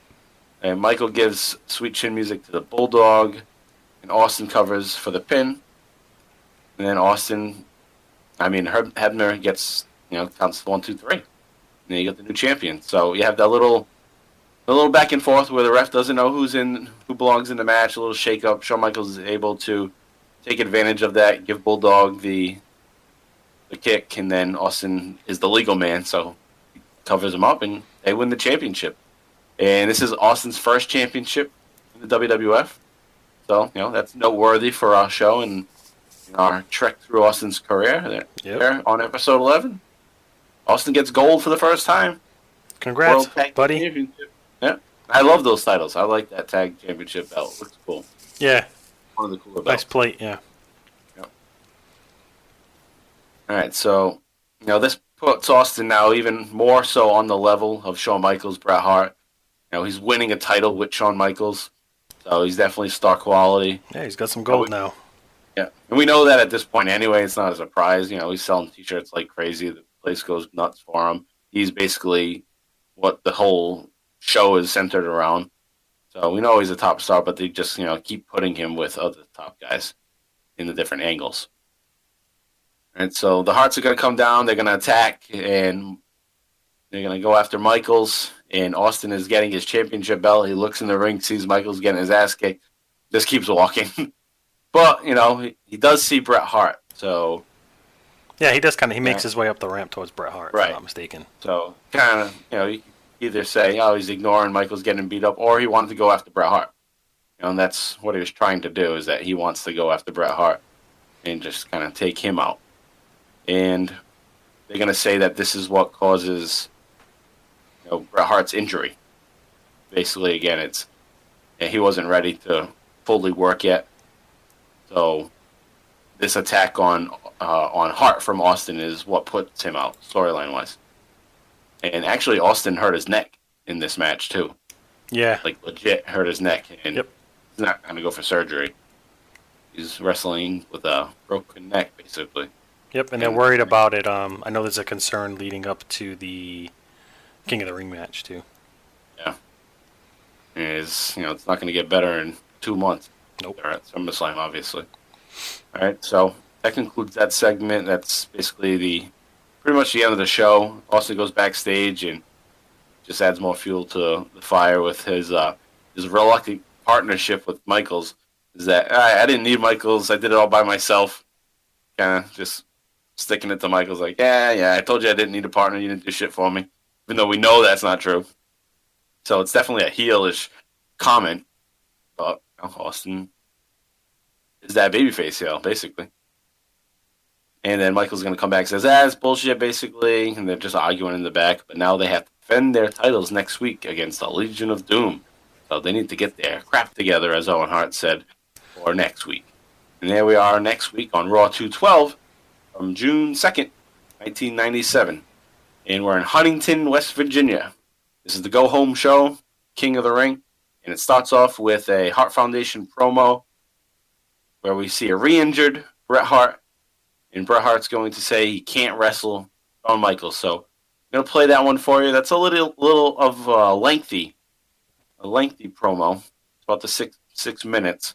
So, take a listen to it. It's important. It's vital to the storyline for this build-up to this match at King of the Ring. Because, we thought we were going to have Bret Hart versus Shawn Michaels, but there's going to be a change. Okay? We know it's going to end up being Austin and Michaels because this is an Austin podcast. So, why would we be building up to a Bret Hart and Shawn Michaels? But take a listen and see how it all unfolds. And we're back live here, ladies and gentlemen, in Huntington, West Virginia. Vince McMahon up in the ring. We're going to find out just how badly injured is that knee of Bret Hart, and will Bret be able to compete at the King of the Ring? All right, ladies and gentlemen, Bret the Hitman Hart and the entire Hart Foundation.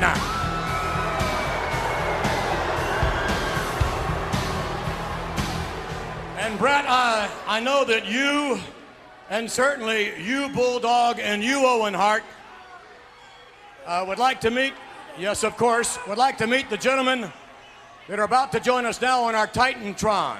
Ladies and gentlemen, here we have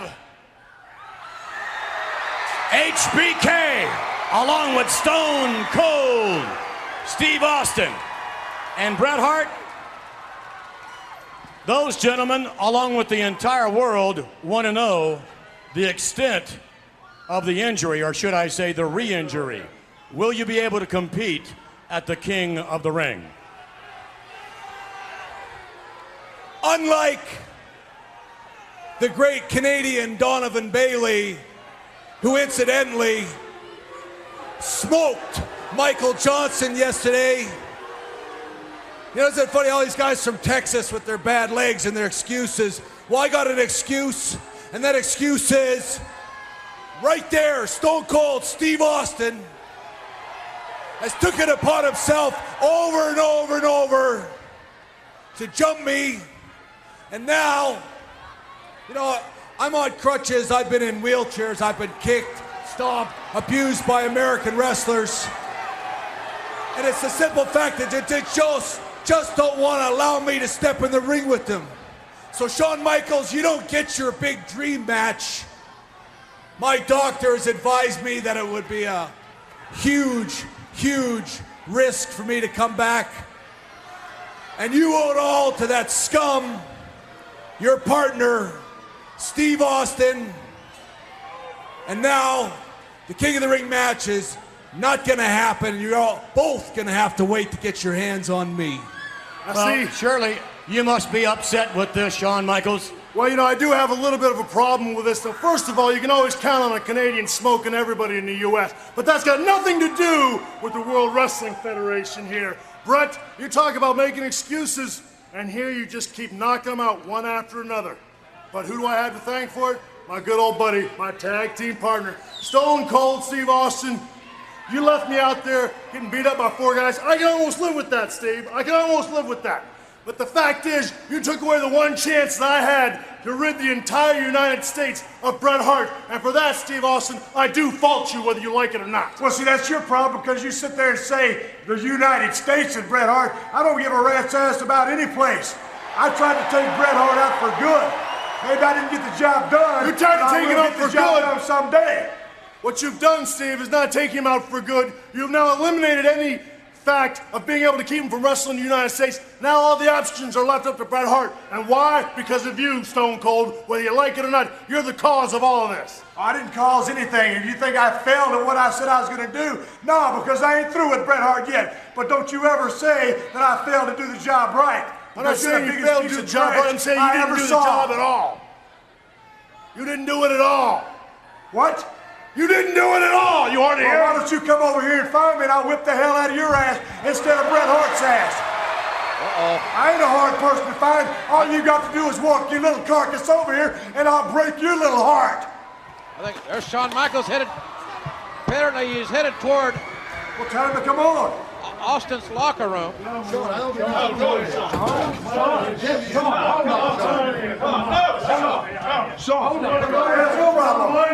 problem? Here we go again. You and me, we got a match tonight, but we're going to get this straight. You want to take out these 2 guys? You want to take out each other? I'll take you out. Why don't we take out these 2, then you can work on me later. You really admit it, huh? Save your ass. Oh, you ain't saving nothing. You ain't saving nothing of mine. Believe me, this ass doesn't need protecting. I can do it myself. Because you can't do it without me. Oh, yeah? You can't do it without me? You can't do it without me. Well, we'll set it up. All right, in any event, your reaction to all this, Bret Hart? What's your reaction?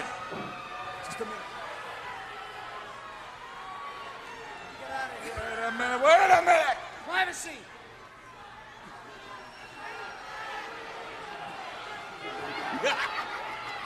What are they doing?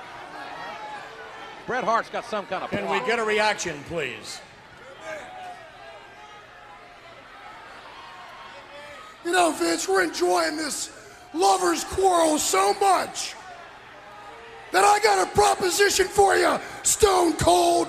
As much as I want to embarrass and humiliate you at King of the Ring, out of the goodness of my heart, I'm willing to let the boy toy take my place at King of the Ring so you can work out your differences, provided I get a shot at you in short order.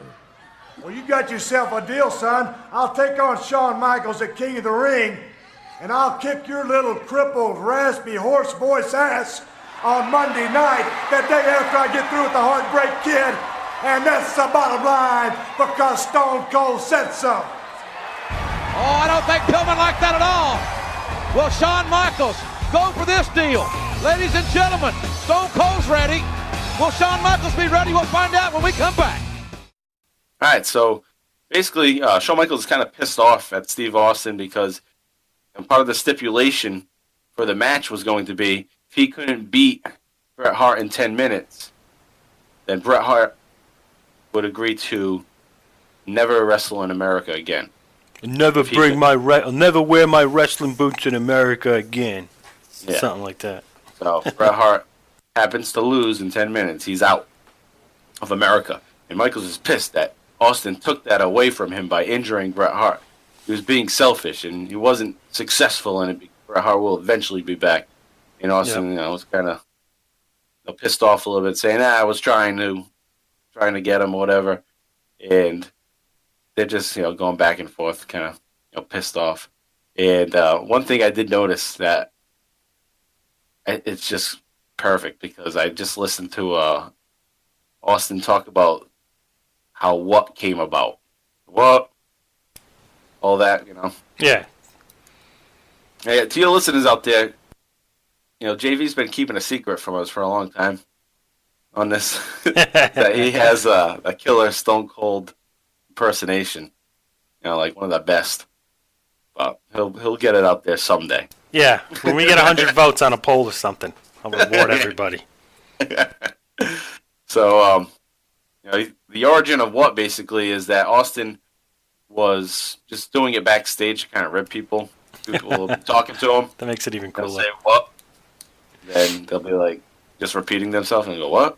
And then people just get annoyed with him and pissed off. So, in this interview segment, as you just heard, there's a point where Shawn Michaels is talking to him, and Austin says, what? So, he's doing his little thing that he does backstage. Yeah. And Michaels is, like, fed up. He's like, I said, whatever it was that he said, are you hard of hearing? All dicked off. Like, I would get pissed off. Probably jonesing. So that was a thing that he did backstage, and that's guaranteed that's what he's doing right here, is ribbing Michaels right on camera, and Michaels is fuming about it, pissed off. And then Austin's like, yeah, you want to do something? I'm not hard to find. Just get over here. So then you have Michaels walking through the backstage, fucking tosses somebody like crazy. Did you see that? Yeah, the guy's like holding apples or something. Yeah, he's holding some kind of like fruit or something. Catering. Yeah, some kind of catering, and it just ends up all on the floor.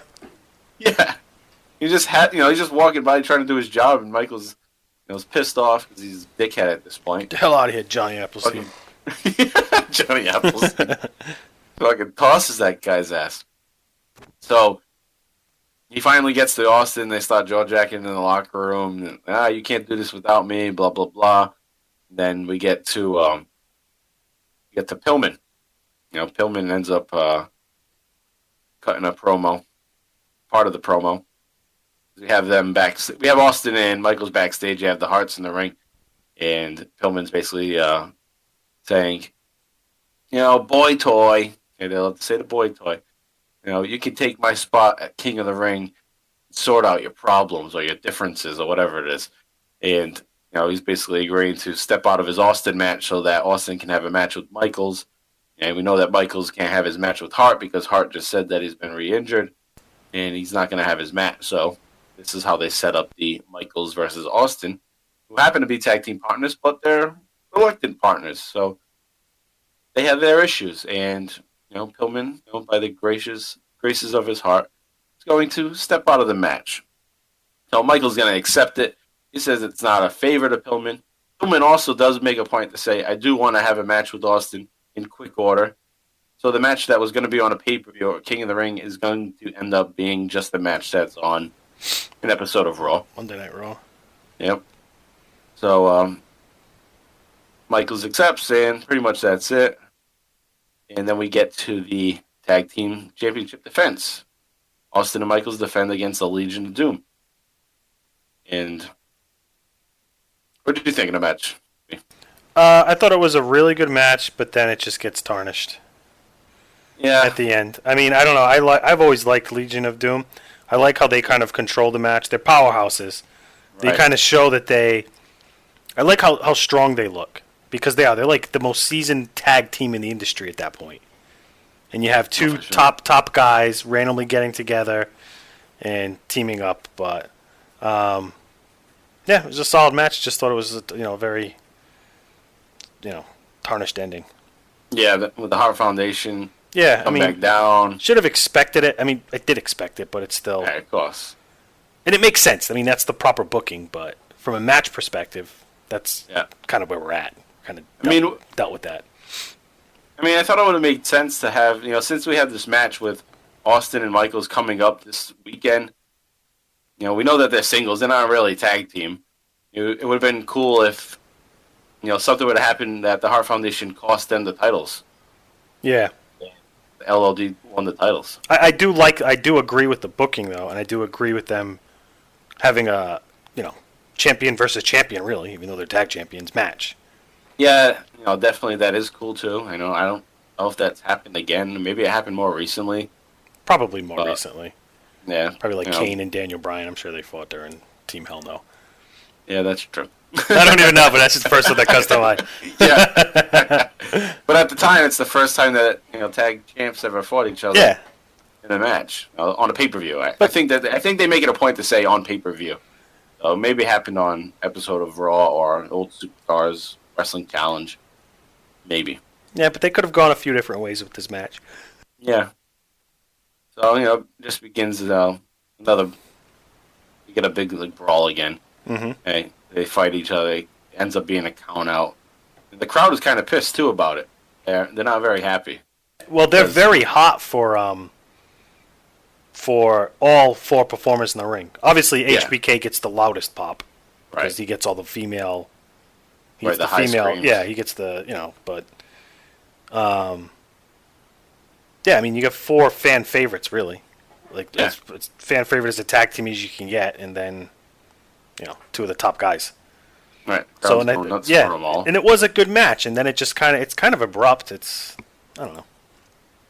Yeah, so that's the shitty part about it is they had a good match going on. Austin and Michaels were working like great tag team again, just like they were the previous week, and then it's just going to end on a count out. I kind of think the audience wanted, a title change.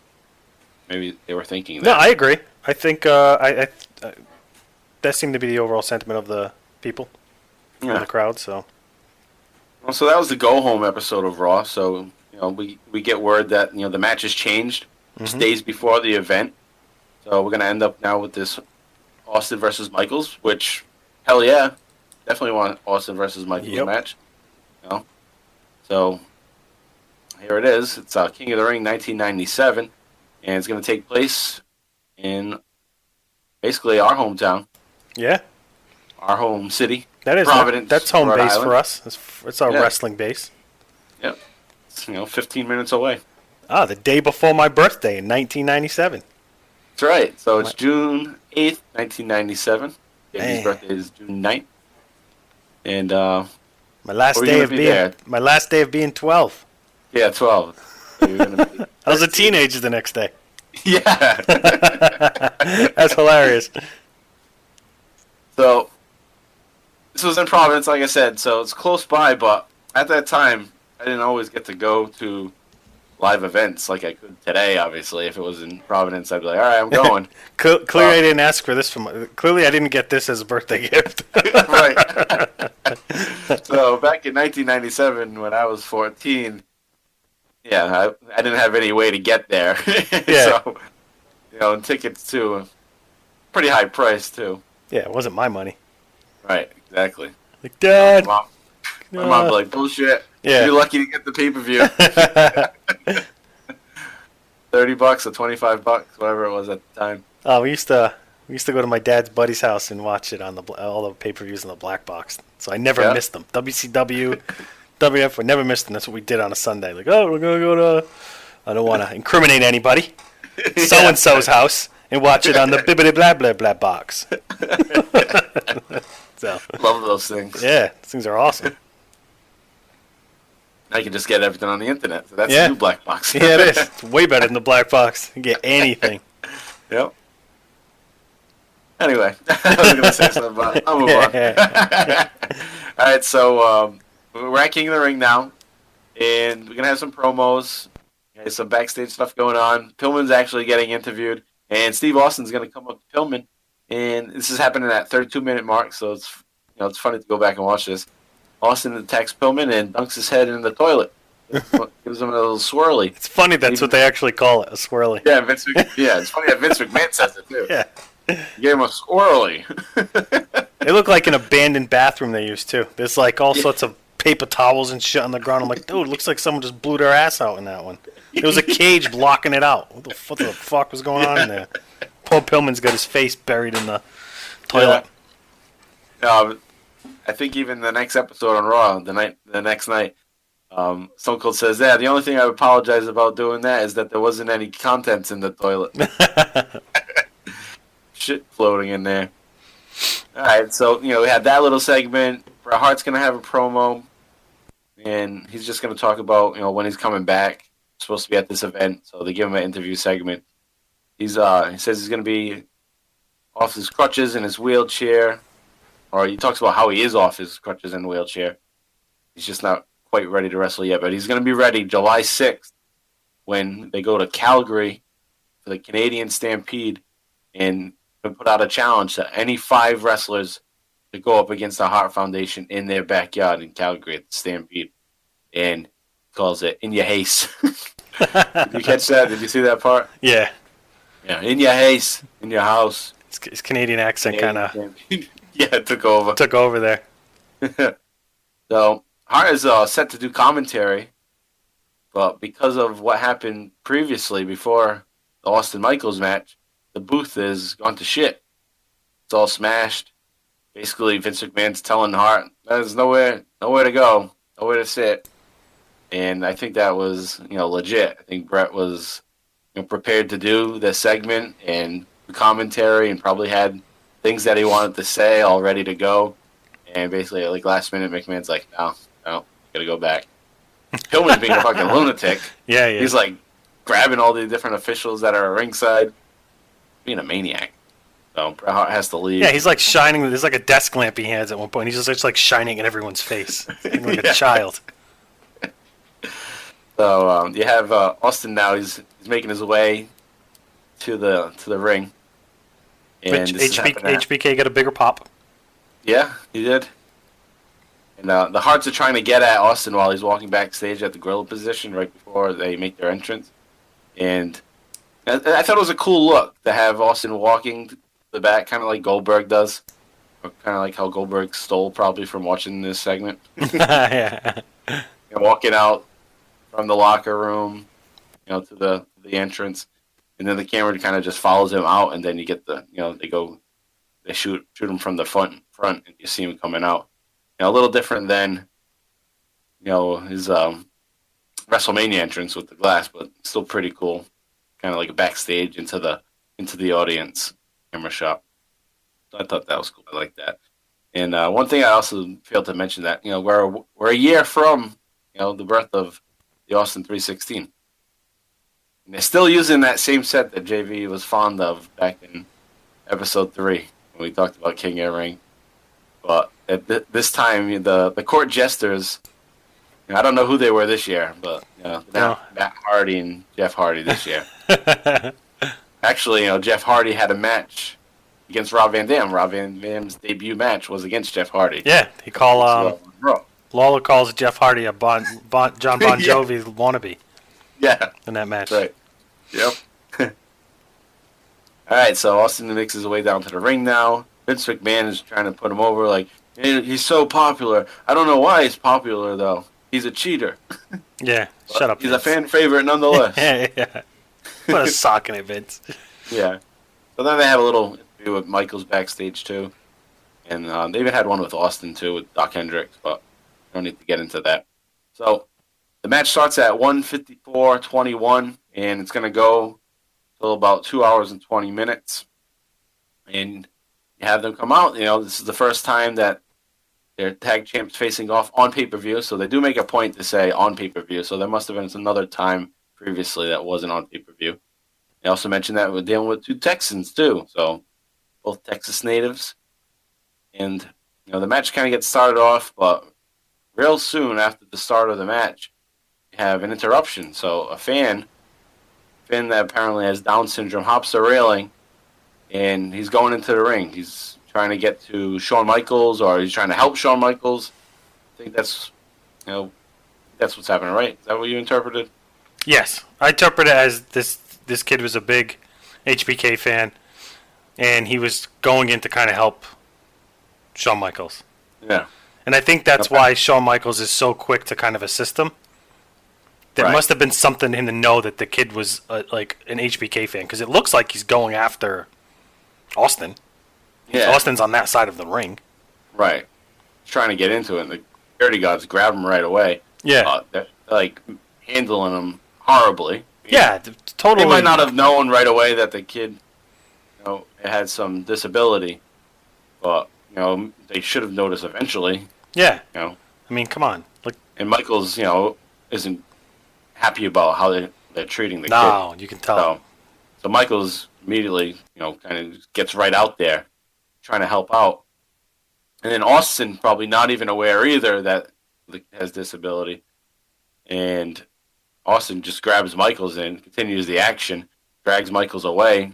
Austin's probably thinking, why are you giving this kid attention? Let's go. Get back to the match. He'll take care of it off camera. Continue on with our match. So they get back in the ring and they do a few holds, a couple takedowns, and there may have been some communication between the two at that point. And Michael seems kind of pissed off, and even gets to the point where he pegs off Austin. He gives him two middle fingers right to the face, like "fuck you! I'm trying to help this kid. Shut the fuck up." Like, dude, chill. You need to break kayfabe a little right now. Right. So Austin, gets the hint. He just rolls out ringside, and stays back. And then Michaels goes back to help the kid, and helps him. They escort him from the ringside, and eventually his mother comes. And I don't know. Vince McMahon may have not even known how to refer to the kid because he calls him a Special Olympian. So kind of shitty phrasing there. Unless McMahon knew that maybe there was a group of Special Olympians that was sitting ringside. But it's also a safe way to kind of address the situation. Right. Well, he could have just said a young fan. Yeah, I guess he could have too, but I get it. Yeah. I think I don't think there was any harm. There was any harm. When anyone's taking that out of context. No, I don't think he's trying to make fun of the kid. It just didn't know what phrase to use. Yeah. A Special Olympian doesn't come off well, but it's the only thing you think of at that point. And he also wants the audience to to have sympathy for the kid, not that they're just saying it's some I don't know how to phrase it, but just somebody that would be fully aware of how they should be behaving. Mm-hmm. So they wanted to point out that he's doing this because he has a disability. Yeah, and it still makes me feel good to this day, the humanitarian move that HBK kind of does there. Like that's a very classy. Everything that guy had going on, his demons and all that stuff, you could still see. This shows that deep down inside, the guy still had a heart and knew, Exactly, yeah. So, and they even make it a point to say that Michael's showing a side of humanitarianism. And it is good, because we do know all the bullshit that's going on, because it's right at this time where going through all that, as we've just been talking about this whole episode, and then he comes out like this, does a good thing to the back, so he doesn't get harmed by these, Providence Civic Center security guards. Yeah. And, shit.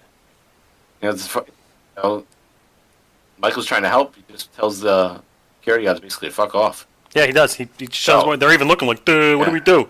Like, you listen to Shawn Michaels and you let him walk him out, and then you see the kid's mother. I assume it's his mother, guardian, whoever, sister. Someone that seems to know him, a woman, runs up behind him. And caretaker. Yeah, kind of takes it from there.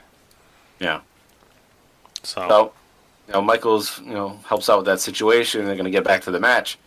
Austin is now going to hold the rope open for him to come in. Mm-hmm. I don't know, the angle there is that, is Austin trying to be nice because Michaels was nice? Is he trying to mock HBK for being nice? And, look at me, I'll be nice to you and come back into the ring. No, Michaels doesn't. Michaels kind of just like, no, fuck that. And it also plays into they are tag team champions together, so that also works into why Austin may have said, all right, get back in here, partner. Get back into the match. So the match finally really starts to get going. Excellent match. A lot of good stuff going on in this match. You have some roll-ups, back and forth. Just some good shit. What did you think? Some of these initial moments in the match. I thought it kicks off really well. I mean, I can't really tell you start to finish what parts I like, but there were some highlights of the match, like Stone Cold baiting HBK into the test of strength, hands in the air, and then he just kind of like, continuously kicks him in the gut or whatever, and obviously that doesn't happen. There's actually HBK oversells the shit out of a clothesline. Austin clotheslines HBK to the outside. Yep. And HBK does a flip over the ropes and then does like an additional flip up the ramp. So now he's like way out. But it was good. It worked. I don't know. Right. Like something that's what HBK was known for. So yep. All those big spots. Yeah. I like how Jim Ross points out that how the crowd is loving this new generation of WWF. How these are two guys in their prime, which I take it as being a shot at WCW because a lot of their stars, their top guys, not in their prime, over the hill. So Jim Ross actually says it off a well-executed Luthez press by Austin. Yeah, JR is great on commentary here. Yeah, he is. He's definitely making the match feel like an athletic competition. Mm-hmm. Going back and forth with his comments of, oh, they can do this, they do that. Just even like bringing up their fathers, talking about how Austin's father played for Rice University. Yeah, last time they were in the Cotton Bowl. Yeah, Shawn Michaels' father is a decorated Air Force colonel. Right. So, all the little tidbits that JR adds in makes it seem like more legit. Yeah. Sport. So, good job with that. Yeah, I mean, Austin exposes the concrete floor, drops HBK on it, which is at that point it's good because he gloats. He kind of like gloats out to the ring, his arms in the air. Oh yeah. And it's mostly the boos. The crowd's booing him at this point. HBK in this match, I think, kind of plays more of the face role than Stone Cold does. So another highlight: there's a nice baseball slide by HBK to Stone Cold on the outside of the ring apron, and then we get to the great turnbuckle action. So they're kind of transitioning from turnbuckle to turnbuckle with moves, which eventually leads to your favorite, one of your favorites, Tim White. Oh, yeah. Taking a bump, which then leads into some chaos from there. Right, yeah, that leads us to kind of the end of the match. But one thing that you were saying, he was, sticking his arm up to the crowd. He also mocks Shawn Michaels and does the he does the flex thing. Yeah, the flex and the bending of the knee or whatever. The lunge or whatever you want to call it. Yeah, the lunge. Yeah. So he does that. So yeah, we get to that point where Tim White gets bumped. A lot of these matches in this era, as we were saying, include ref bumps, and no different here. Austin's gonna block Sweet Chin Music, and then he hits the stunner. But Austin, was looking for a pinfall, but Tim White is out, so he's gonna drag White, and then he actually can't get the cover, so he gets kind of frustrated with Tim White, and then just gives Tim White a stunner, puts him back out. The crowd pops pop for that. Yeah. So Michaels now takes advantage of the situation, and he gives Sweet Chin Music to Austin. Knocks his ass out, goes for cover, but Tim White's still out from the stunner. So Mike Chioda is going to come out. He's going to be the second ref. So when Mike Chioda comes in, he slides right by. He actually bangs his head on the bottom rope, first off. Yeah, he does. You can even hear it loud, too, like, ding. Shit hurt. He was feeling that the next day. He goes right by Michaels pinning Austin and goes to check on Tim White. So now Michaels is kind of frustrated, like, what the hell, dude? I had to count the 1, 2, 3. So Michaels gets up and he super kicks Mike Chioda. So now you had Tim White stunned, Mike Chioda, super kick. And now you're going to have our favorite, or my favorite, being sarcastic, Earl Hebner comes running out. Comes out direct in air traffic. Yeah, fucking dead. Hand gestures for days. Both refs are laying out, and Earl Hebner just waving his arms around like crazy. Like, is he fucking doing sign language? That's what it's like. Every time he goes out, he does this little miming act. Yeah. And it's like a vaudeville act. It's like belongs in the Three Stooges or a silent movie. Yeah. And just waving and frailing around, and he's calling for a double DQ. It's like, you Earl. Which he had to. I mean, it makes sense. Yeah, it's the right call, but it's just the over dramatic. But that's part of the show. Yeah. It's just funny to me in hindsight, like how overkill he is with his hands and shit. Yeah. It's always like that. Mm-hmm. So, you get this double DQ. The crowd's pissed. Trash is filling up the ring. So people definitely wanted a legit finish. The match was great. I thought it was a really good match. The ending takes away from it. I think it's kind of shit ending. I get and I can understand why it went that way. Shawn Michaels definitely not going to take a loss to Austin at this point. Shawn Michaels was basically on the verge of saying, fuck WWF, I'm out of here. Yeah, he's all butthurt and shit, so. Yeah, they didn't want to do anything to piss him off. So they got him to work with Austin. Austin's a top star. So Michaels probably like that spot to be in. But he's like, I'm not taking a loss, I'm Shawn Michaels. Yeah. And they can't have Austin take a loss because then that kills his momentum. Kills all Austin's momentum. So you have to go with something like this. You have to go with a double DQ.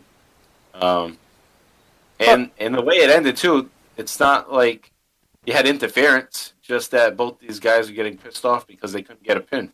The referees are just not in their spots.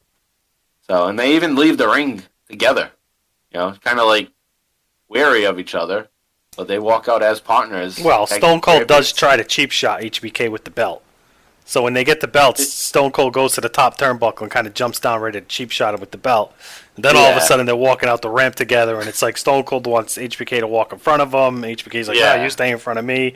And I'm not saying they're all buddy-buddy, but they're leaving together. But it was entertaining to see them, the banter and the back and forth. Wish we could really hear everything they were saying. I wish they were mic'd up. But, I wish. They're probably saying some really good shit. But the end goal there is that it's almost like a sign of respect at that point. They're both walking out. They put on the show. Fans are happy, and they're just kind of shooting the shit down up the ramp rather into the backstage. So for being like a last minute match, it was just made the week before, or maybe they had known about it for maybe 2 weeks, but kind of put together really last minute, ended up being a pretty damn good match and basically saved King of the Ring. It was voted on as being the best match of the King of the Ring. And most of the King of the Ring sucked. Yeah, I watched the whole King of the Ring, and I still think that I think the Triple H and Mankind match was better. Did you? Yes. Yeah, it was definitely good. Yeah, I thought it was better. I mean, especially at the time, you had Triple H pedigree Mankind through the announce table. That's not something you saw often. That was a better spot than anything in the HBK match. That was right before this match. Yeah, I think that was. I think was busted. That was the better match of the night. What did you give this match for a score? I gave it 3.5 skulls. Yeah, I gave it 3 skulls. 3 skulls. And if I was grading that Mankind match, I would have given it 4. Nice. Yeah. Yeah, you're right. That match was better. And with this, great match, good action in this match. Mm-hmm. I think the ending took away from my rating. Same here. I went 4. Yeah. Maybe you would have went 3.5. Because the ending of the match takes up so much time, and it's just, to me, that's not entertaining. Like, I get it; it does its job from a story, but I enjoy it from a storytelling perspective. But from an actual match perspective, I don't. It's hard for me to give it anything higher than a 3. Yeah. Right. Sometimes the match quality is sacrificed for the storytelling. Yep. That's what happened here. All right, so that concludes. The main part of our episode. We're gonna get to our final little pieces of, whatever the hell you want to call it. Our closing. This is the epilogue. The epilogue. So we always begin the closing with the house show rundown. So let's run through real quickly. Starting back in May after the Cold Day in Hell. You had on May 16th, Austin is working with LOD to go up against and defeat Pillman, Owen, and Bulldog. And then that same match goes on the next night, the 17th, the 18th, and the 19th. So he's teaming with LOD for a stretch of time there for over a week. And then the following week, he is now teaming with Ahmed Johnson, as he did last month, against Owen and Bulldog on the 23rd and the 24th. Then on the 25th, you have Austin teaming with Undertaker now, and he will team with Undertaker for the 25th, 30th, 31st, and June 1st, and they will take on and defeat Bulldog and Owen Hart. And each one of those times, Nation of Domination causes a DQ, because at this point, Undertaker's involved in a feud with the Nation of Domination and Farouk. And then lastly, you have on June 6th and 7th, just the weekend right before King of the Ring, Austin is teaming up with Shawn Michaels and Sid to take on Owen, Anvil, and Bulldog. So a lot of tag team action in the past month for Austin at house shows. And it's basically, I think, a way of just kind of taking it easy on Austin is to have him involved in these tag matches with a bunch of random people. You know, Ahmed Johnson, LLD. You know, so he doesn't have to do much work in the ring because he can rely on others. So that's the rundown there. Next week, we'll be covering the Canadian Stampede. Okay, so June through July of 97, where you had the Hart Foundation challenge any 5 guys. So, you know, we know right from the start Austin's going to be in on that. You know, the mystery is, though, who's going to be the other 4. So we'll talk about that next week. And so take a look at that. Okay, I'll give a couple shout-outs to our podcast buddies. We have Talking Taker, who's digging up the career of Undertaker. Alex and Travis are digging up the career of The Undertaker week by week, just like we do here on Stone Cold Steve Austin's Bottom Line Wrestling Cast. And then we also have Book in the Territory podcast. And Book in the Territory is breaking down episodes of WCW World Championship Wrestling from the National Wrestling Alliance, NWA. So the classic 605 show on TBS from the mid-'80s. They cover that every week. And, you know, the funny-ass guys, so take a listen to them and watch some old school NWA. And also they do the same thing with Smoky Mountain Wrestling. So take a look at Book in the Territory and also Talking Taker. Okay, you can reach out to us on Twitter. Okay, I'm at Mpru83 and JV is at John Van Damage. And you can also go to our Facebook page. On Twitter, we are at Bottom Line Cast. So if you have any comments, send them there. If you want to vote on polls, go there.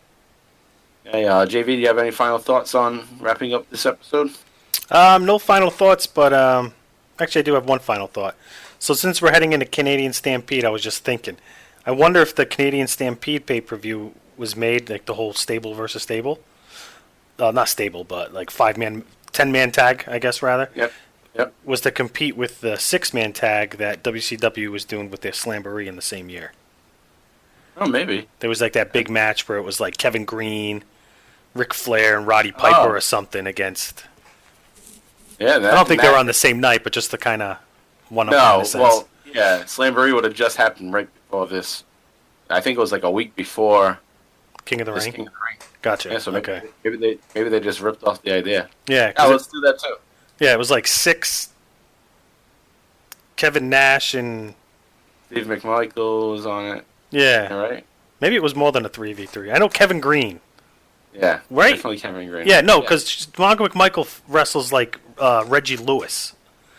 I think on that same pay-per-view, but he's not in that 3v3 or 4v4 tag match. But whatever. We'll talk about it more when we get a Canadian Stampede if we can find anything to compare it to. But yeah, we'll take a look next week. Mm-hmm. So next Wednesday, we're back with just another regular episode 12, Canadian Stampede. And another easy episode to name, Canadian Stampede. This one was a little difficult to name, but we settled on Reluctant Partners because that's what Vince McMahon calls Shawn Michaels and Steve Austin, and that's kind of what this episode centered around, was them winning the tag team titles and then having a match against each other. Yeah, the Odd Couple. Yeah, the Odd Couple, too. That was another one I thought of, too. Did the you? Odd Couple or Reluctant Partners. But since McMahon says Reluctant Partners, I said, go with that one. We don't want to get sued, so we don't want to use the Odd Couple. Yeah. All right, so thanks, guys, for listening. Also, keep in mind, we do have December poll all finalized. Brian Pillman versus Stunning Steve Austin from WCW Clash of the Champions 25. We'll be watching along with that at some point in December, so stay tuned for that. Thanks for listening. Enjoy your week. So long.